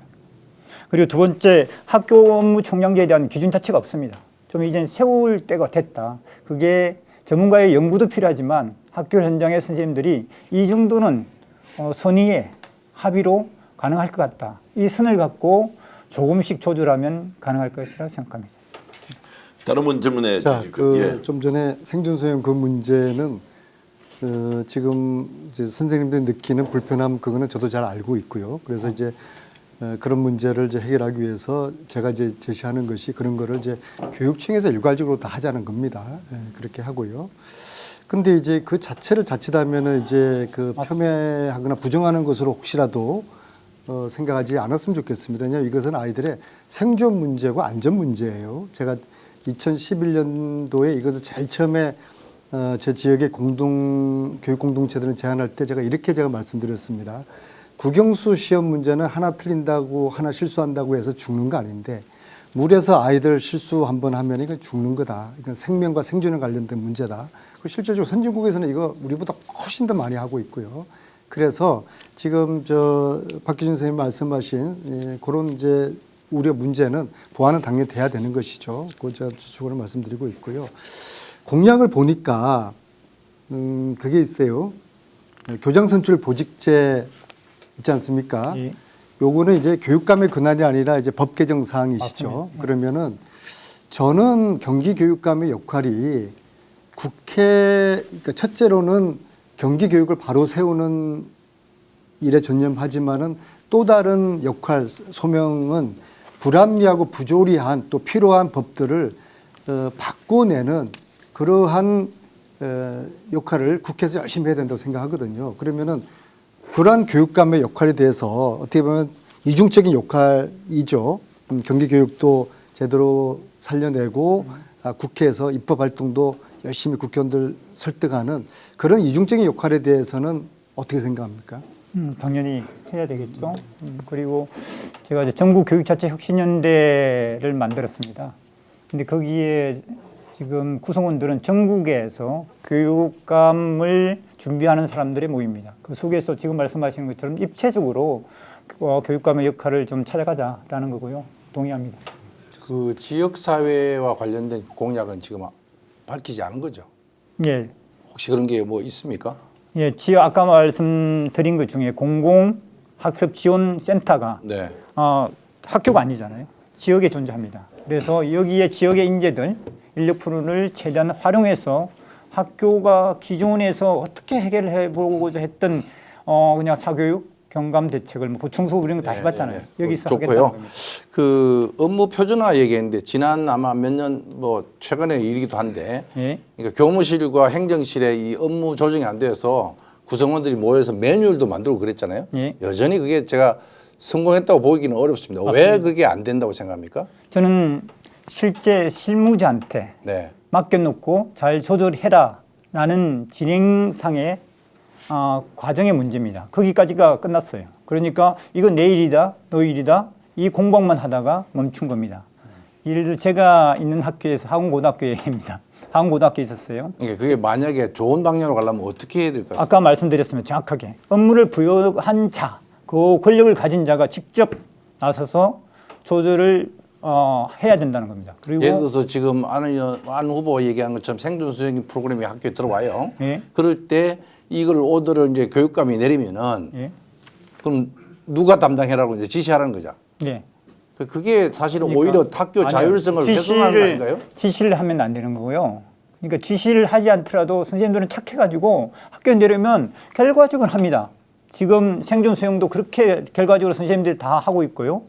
그리고 스포츠 클럽도 그렇게 합니다. 아니, 그러니까 근데 제가 말씀드린 것은 교육감이 이 업무를 역할을 나누잖아요. 역할에 대해 규정을 할 때 직접 거기에 그 회의를 주도해야 된다는 겁니다. 교육감이 예, 해야죠. 왜 우리가 권력자의 직속 기관이 있는 거죠? 이런 거 아니면 어떤 걸 갖고 직속을 두는 거죠? 그러니까 이제 어느 정도까지를 자율로 줄 거냐, 어느 정도까지를 규정화할 거냐는 사실은 이 보는 시각에 따라 다를 수 있는데 업무는 기본적으로 자기 노동 두 조건 가지 좀 결합되어 있는 구조로 가자는 예, 거죠. 저는 정확하게 말하면 업무는 노동 조건입니다. 그래서 노동을 하는 사람들은 기본적으로 자기 노동의 가치를 높이기 위해서라도 자기 집단적인 요구가 있습니다. 그러면 집단적인 요구를 갖고 있을 때 교육감은 그 장에 들어가서 실제로 이 업무의 성격은 이러니 이것을 이 부분을 양보해줘. 그리고 다른 것을 갖고 보상해줄게. 이런 식으로 조절할 책임이 있다는 겁니다. 네. 일을 시켜놓고 책임을 안 지고 있는 게 현재 구조입니다. 이렇게 이해해도 되는 겁니까? 교육감이 뭐 학교마다 가서 그렇게 할 수는 없는 거 아닙니까? 아니 큰 그러니까 틀에서 이제 표준화라는 말은 그렇죠. 기준을 잡아주겠다는 말씀입니다. 그렇죠. 그 기준을 잡을 때 네. 교사와 또 교직원과 네. 그 당사자들이 그렇죠. 구성원이 그 되겠네요. 구성원들이 참여해서 그렇죠. 그 표준화의 의사결정에 참여할 수 있도록 하고 그것을 교육감이 책임진다. 이렇게 이해합니다. 지난번에도 그렇게까지 했습니다. 네. 알겠습니다. 야, 저는 이제 시간 가는 줄 모르고 이렇게 보고 있는데 네 분께 좀 가벼운 질문 하나 드려보겠습니다. 이 벌써 100분 정도 지난 거 느끼십니까? 아니면 정신없이 막 달리다 보니까 야 정말로 우리가 토론을 잘했구나 뭐 이런 생각 드십니까? 그래요? 토론 만족하십니까? 아니요, 그렇지 않습니다. 왜냐하면은 이게 그 다음 이어지면서 깊이 있는 얘기를 할 수 있는 그 구조가 아니기 때문에 예. 그냥 맛만 보여드린 거고요. 예. 충분한 논의는 각자 캠프에 있는 또 자료들 확인하고 예. 그렇게 보면 되겠습니다. 그러니까 100분 토론을 지금 이제 2번이나 하는데도 여전히 깊이 못 들어간다는 것은 사전에 이제 저희들이 회의를 하면서도 이럴 수 있다라고 했는데 위원회 후보는 어떻습니까? 이렇게 와서 직접 시민들 상대로 토론해 보니까 어떠신가요? 예, 뭐 이런 자리를 마련해 주셔서 감사합니다만 또 부족한 아쉬운 점들이 있네요. 네. 예. 자, 이제 이런 것들은 뭐 경기교육혁신연대와 이제 후보 진영에서 다시 논의해서 이제 하기로 하고 안민석 후보는 어떻습니까? 이렇게 직접 토론해 보시니까요. 뭐 기본적으로 다 이 세 분들이 이제 교육개혁에 그 서로 좋은 동지들이지 않습니까? 네, 예. 다수의 생각의 차이는 이제 있을 수가 있겠지만은 이런 자리는 뭐 많이 나눌수록 좋다고 생각합니다. 어떻습니까? 박효진 후보님. 학교 현장을 잘 말하고 싶은데 역시 학교 현장이라는 것은 전문성 있는 공간이구나. 참 쉽지 않구나. 이런 생각을 하고 있습니다. 예.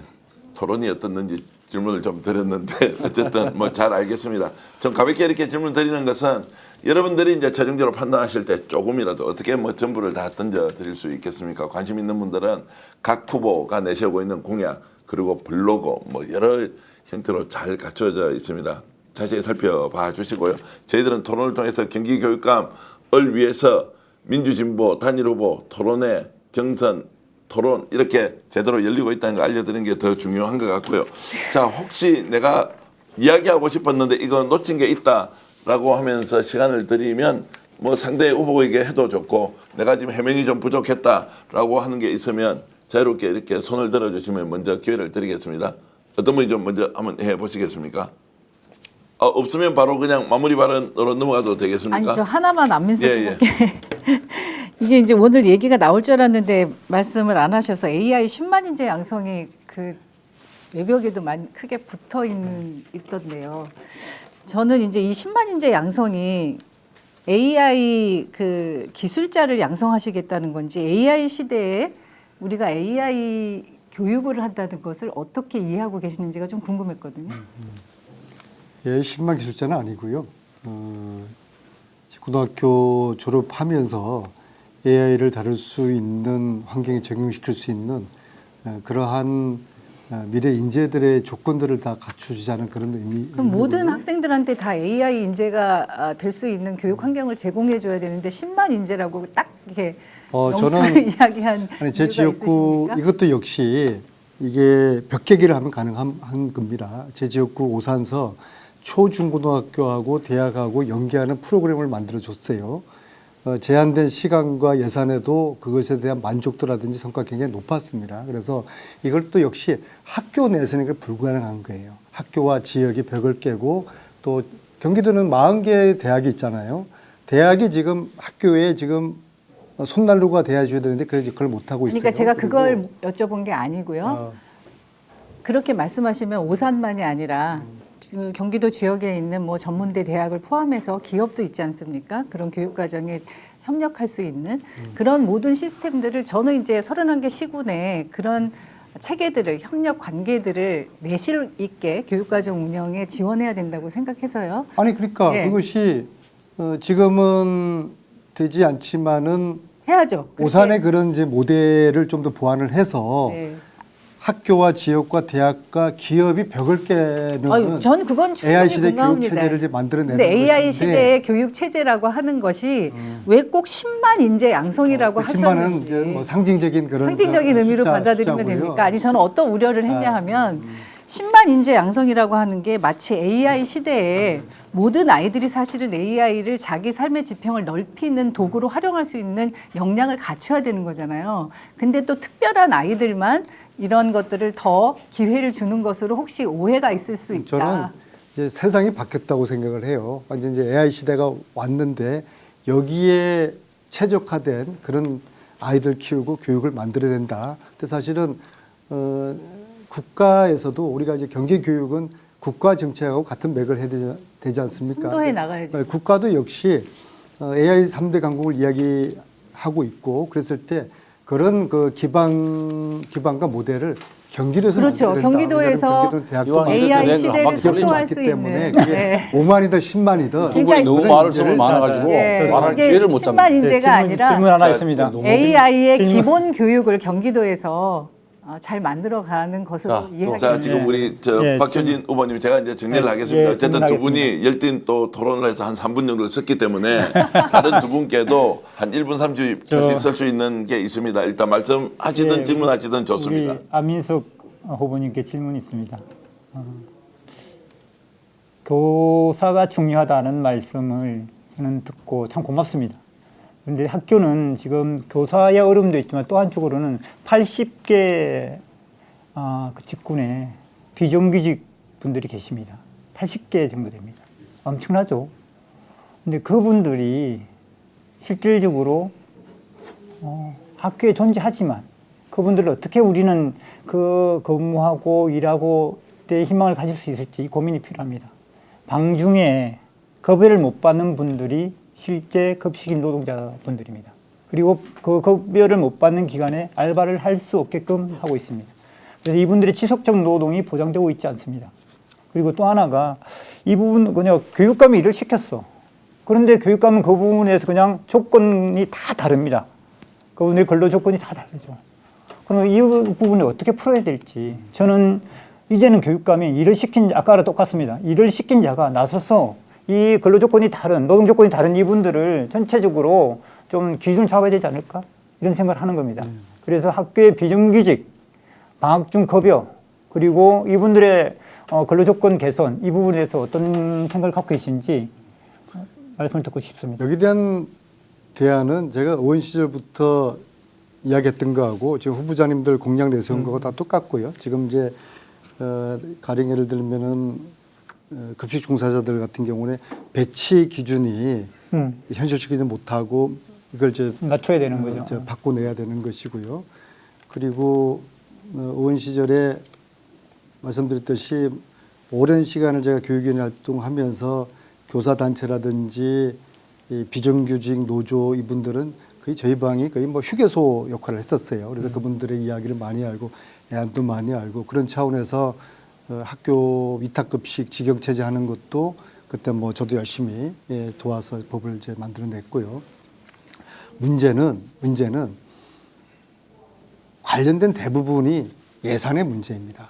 제가 거듭 말씀드리지만 이 예산의 문제를 교육 내에서 해결을 하는 순간 악순환의 도돌이표다. 그래서 저는 제가 자꾸 벽계기를 하고 이건 이미 제가 경기도의 지금 시장님들하고 이야기를 충분히 나눠봤어요.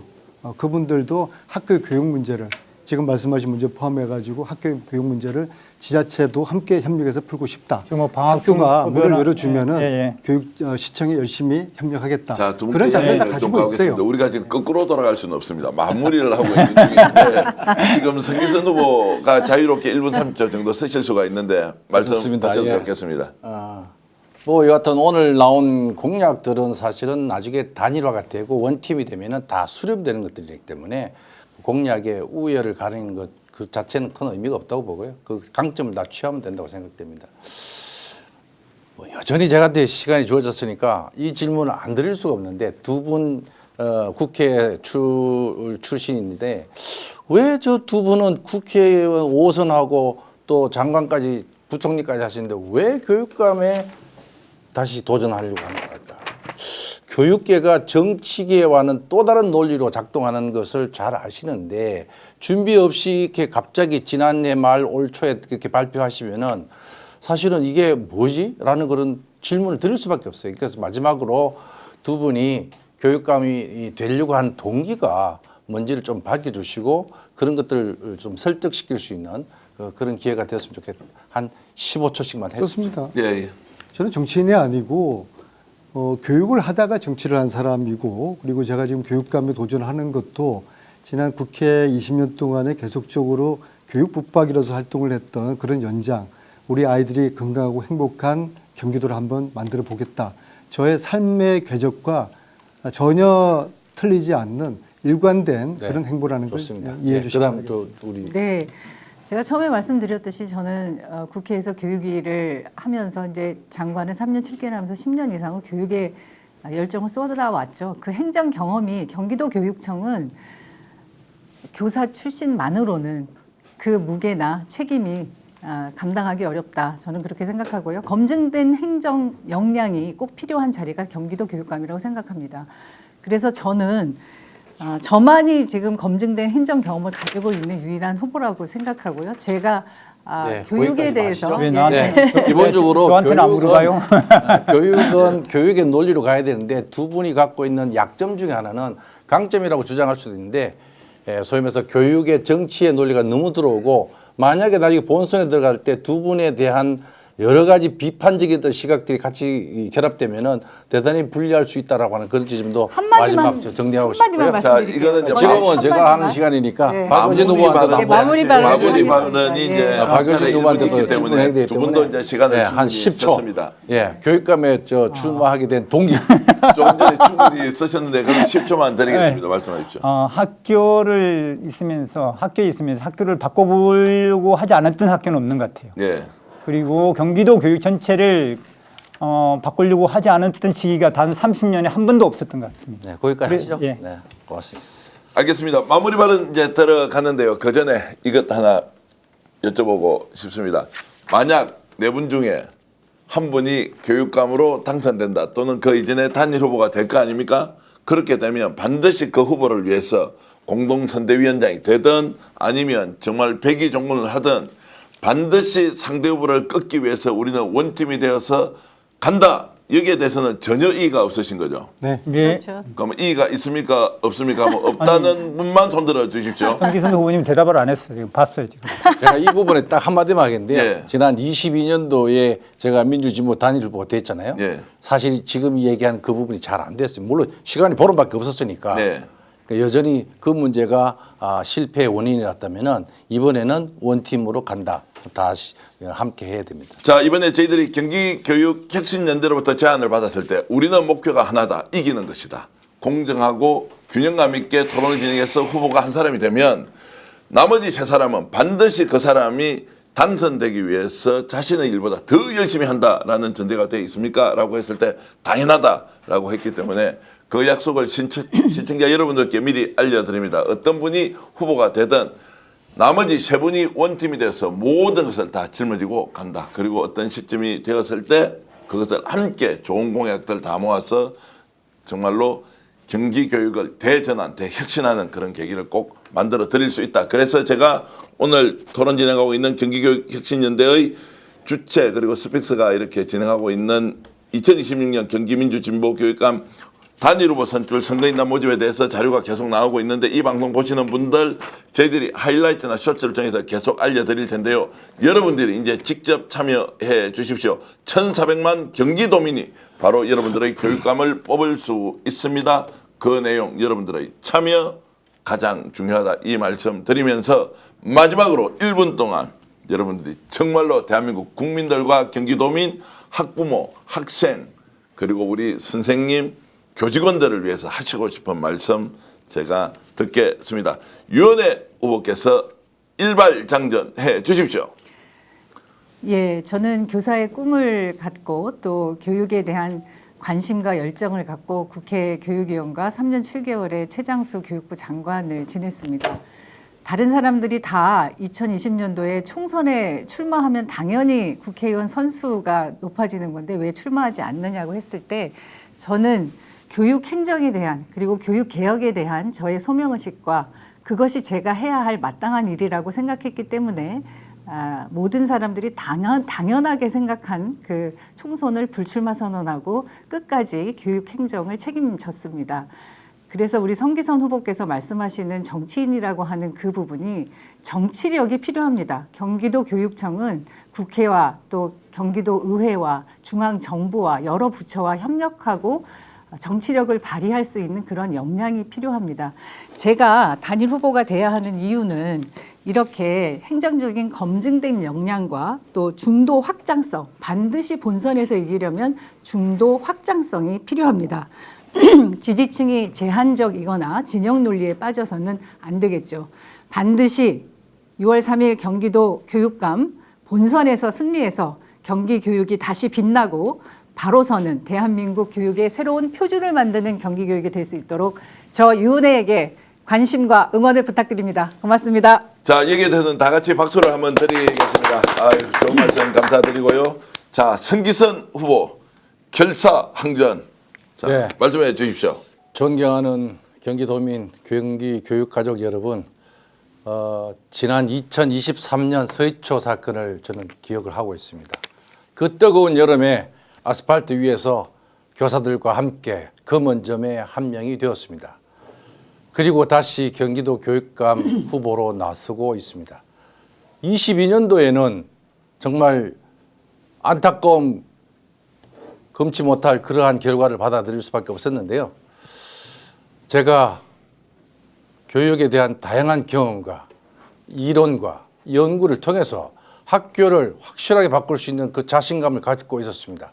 그 어려운 환경에서도 끝까지 선전을 했지만은 그 결과는 좋지 않았습니다. 하지만 그 실패 속에서도 우리는 다시 희망을 보여야 되고 의지를 다져야 됩니다. 이제 경기 교육이 가야 될 방향은 분명합니다. 교육 대전환, 미래 사회를 위한 준비, 학생이 행복한 학교, 교사가 교권을 마음껏 활용할 수 있는 그러한 교육, 학부모가 신뢰할 수 있는 공교육, 그것을 만들 수 있는 적임자 바로 저입니다. 압도적인 전문성으로 경기 교육을 이끌어 나갈 테니까 모두 함께 해주시기 바랍니다. 감사합니다. 대단하십니다. 박수 함께 크게 치면 좋겠습니다. 다음은 반드시 돌파 안민석 후보입니다. 네. 모든 사람들이 교육을 걱정합니다. 모든 사람들이 교육이 문제라고 합니다. 모든 사람들이 교육이 받게 된다고 생각합니다. 오늘 이 자리에서도 함께 공감하고 여러 가지 대안을 논의했습니다. 문제는 이러한 공약과 이러한 정책을 실행할 추진력이라고 생각을 합니다. 저는 첫째로 교사가 존중받고 교수가 제대로 대우받는 이 교육 풍토를 반드시 세워내겠습니다. 그것은 제도와 더불어 교육감이 교사들의 따뜻한 손난로가 되겠다는 의지와 철학의 문제로부터 시작된다고 봅니다. 두 번째로 저는 교육감실에 없는 교육감이 되겠습니다. 현장에서 교사들과 학부모들의 이야기를 들으며 그들의 이야기가 정책이 되는 그런 교육행정을 만들겠습니다. 마지막으로 무능하고 실패한 교육의 시대를 막을 내려야 되지 않겠습니까? 그래서 저는 이 교육 대전환을 통해서 크게 제대로 AI 시대에 맞는 교육 체제를 만들어내겠습니다. 안민석이 그 도구가 되어 보겠습니다. 감사합니다. 박수 크게 한번 보내드리겠습니다. 그리고 박효진 후보, 내가 책임진다. 예, 자랑스러운 경기도민 여러분, 학교를 모르고 교사를 모르고 학생을 모르는 사람들이 만든 정책이 학교를 더욱 힘들게 하고 있습니다. 학생들이 다툴 때 교사가 어떤 역할을 할 수가 없습니다. 법을 위반했다는 이야기를 듣게 됩니다. 수업 중에 조용히 해라고 하면 정서 학대로 신고받는 상황입니다. 교사가 교육을 할 수 없습니다. 학교를 모르는 정책이 학교를 황폐화시켰습니다. 학교를 아는 사람, 경기교육을 다시 세울 사람입니다. 30년 평교사 정신으로 학교 공동체를 살리겠습니다. 경기 지역, 경기교사를 살리겠습니다. 고맙습니다. 아이고, 가장 이렇게 깔끔하게 마무리해 주셔서 감사의 말씀드리고요. 그 학교 수업 아직 안 끝났으니까 짐 챙기지 마십시오. 후보 여러분, 아직 수업 끝나지 않았습니다. 우리 수업 끝나기 전부터 가방 챙기는 습관은 과거나 지금이나 다 비슷한 것 같습니다. 네 분 토론을 보면서 이런 생각이 들었습니다. 유권자들은 참 행복하겠다라는 것을 유권자의 마음을 다 담아서 진심을 토해내는 그런 모습이 제대로 잘 전달됐으면 좋겠다는 생각이 들었고요. 이제 여러분들의 선택이 남아 있습니다. 여러분들은 주권자이시고 그 주권자의 권한을 위임받은 누군가가 여러분들의 마음을 그대로 정책에 반영하고 결과로서 이렇게 검증받아야 되지 않겠습니까? 오늘 경기교육혁신연대와 스픽스가 함께한 이번 토론회가 여러분들의 판단과 선택에 조금이라도 도움이 되길 바라면서 더 많은 관심, 경기교육감 민주진보 단일 후보가 반드시 본선에서 승리하고 그것이 정부와 그리고 교육부와 새로운 경기 교육을 만들어가는 대혁신, 대전환, 대도약의 그 출발점이 되길 바라면서 후보 네 분 진심으로 감사히 말씀드리고 함께 박수치면서 이 박수를 시청자 여러분들을 위해서 진심을 담아서 날려드리겠습니다. 여러분 고맙습니다.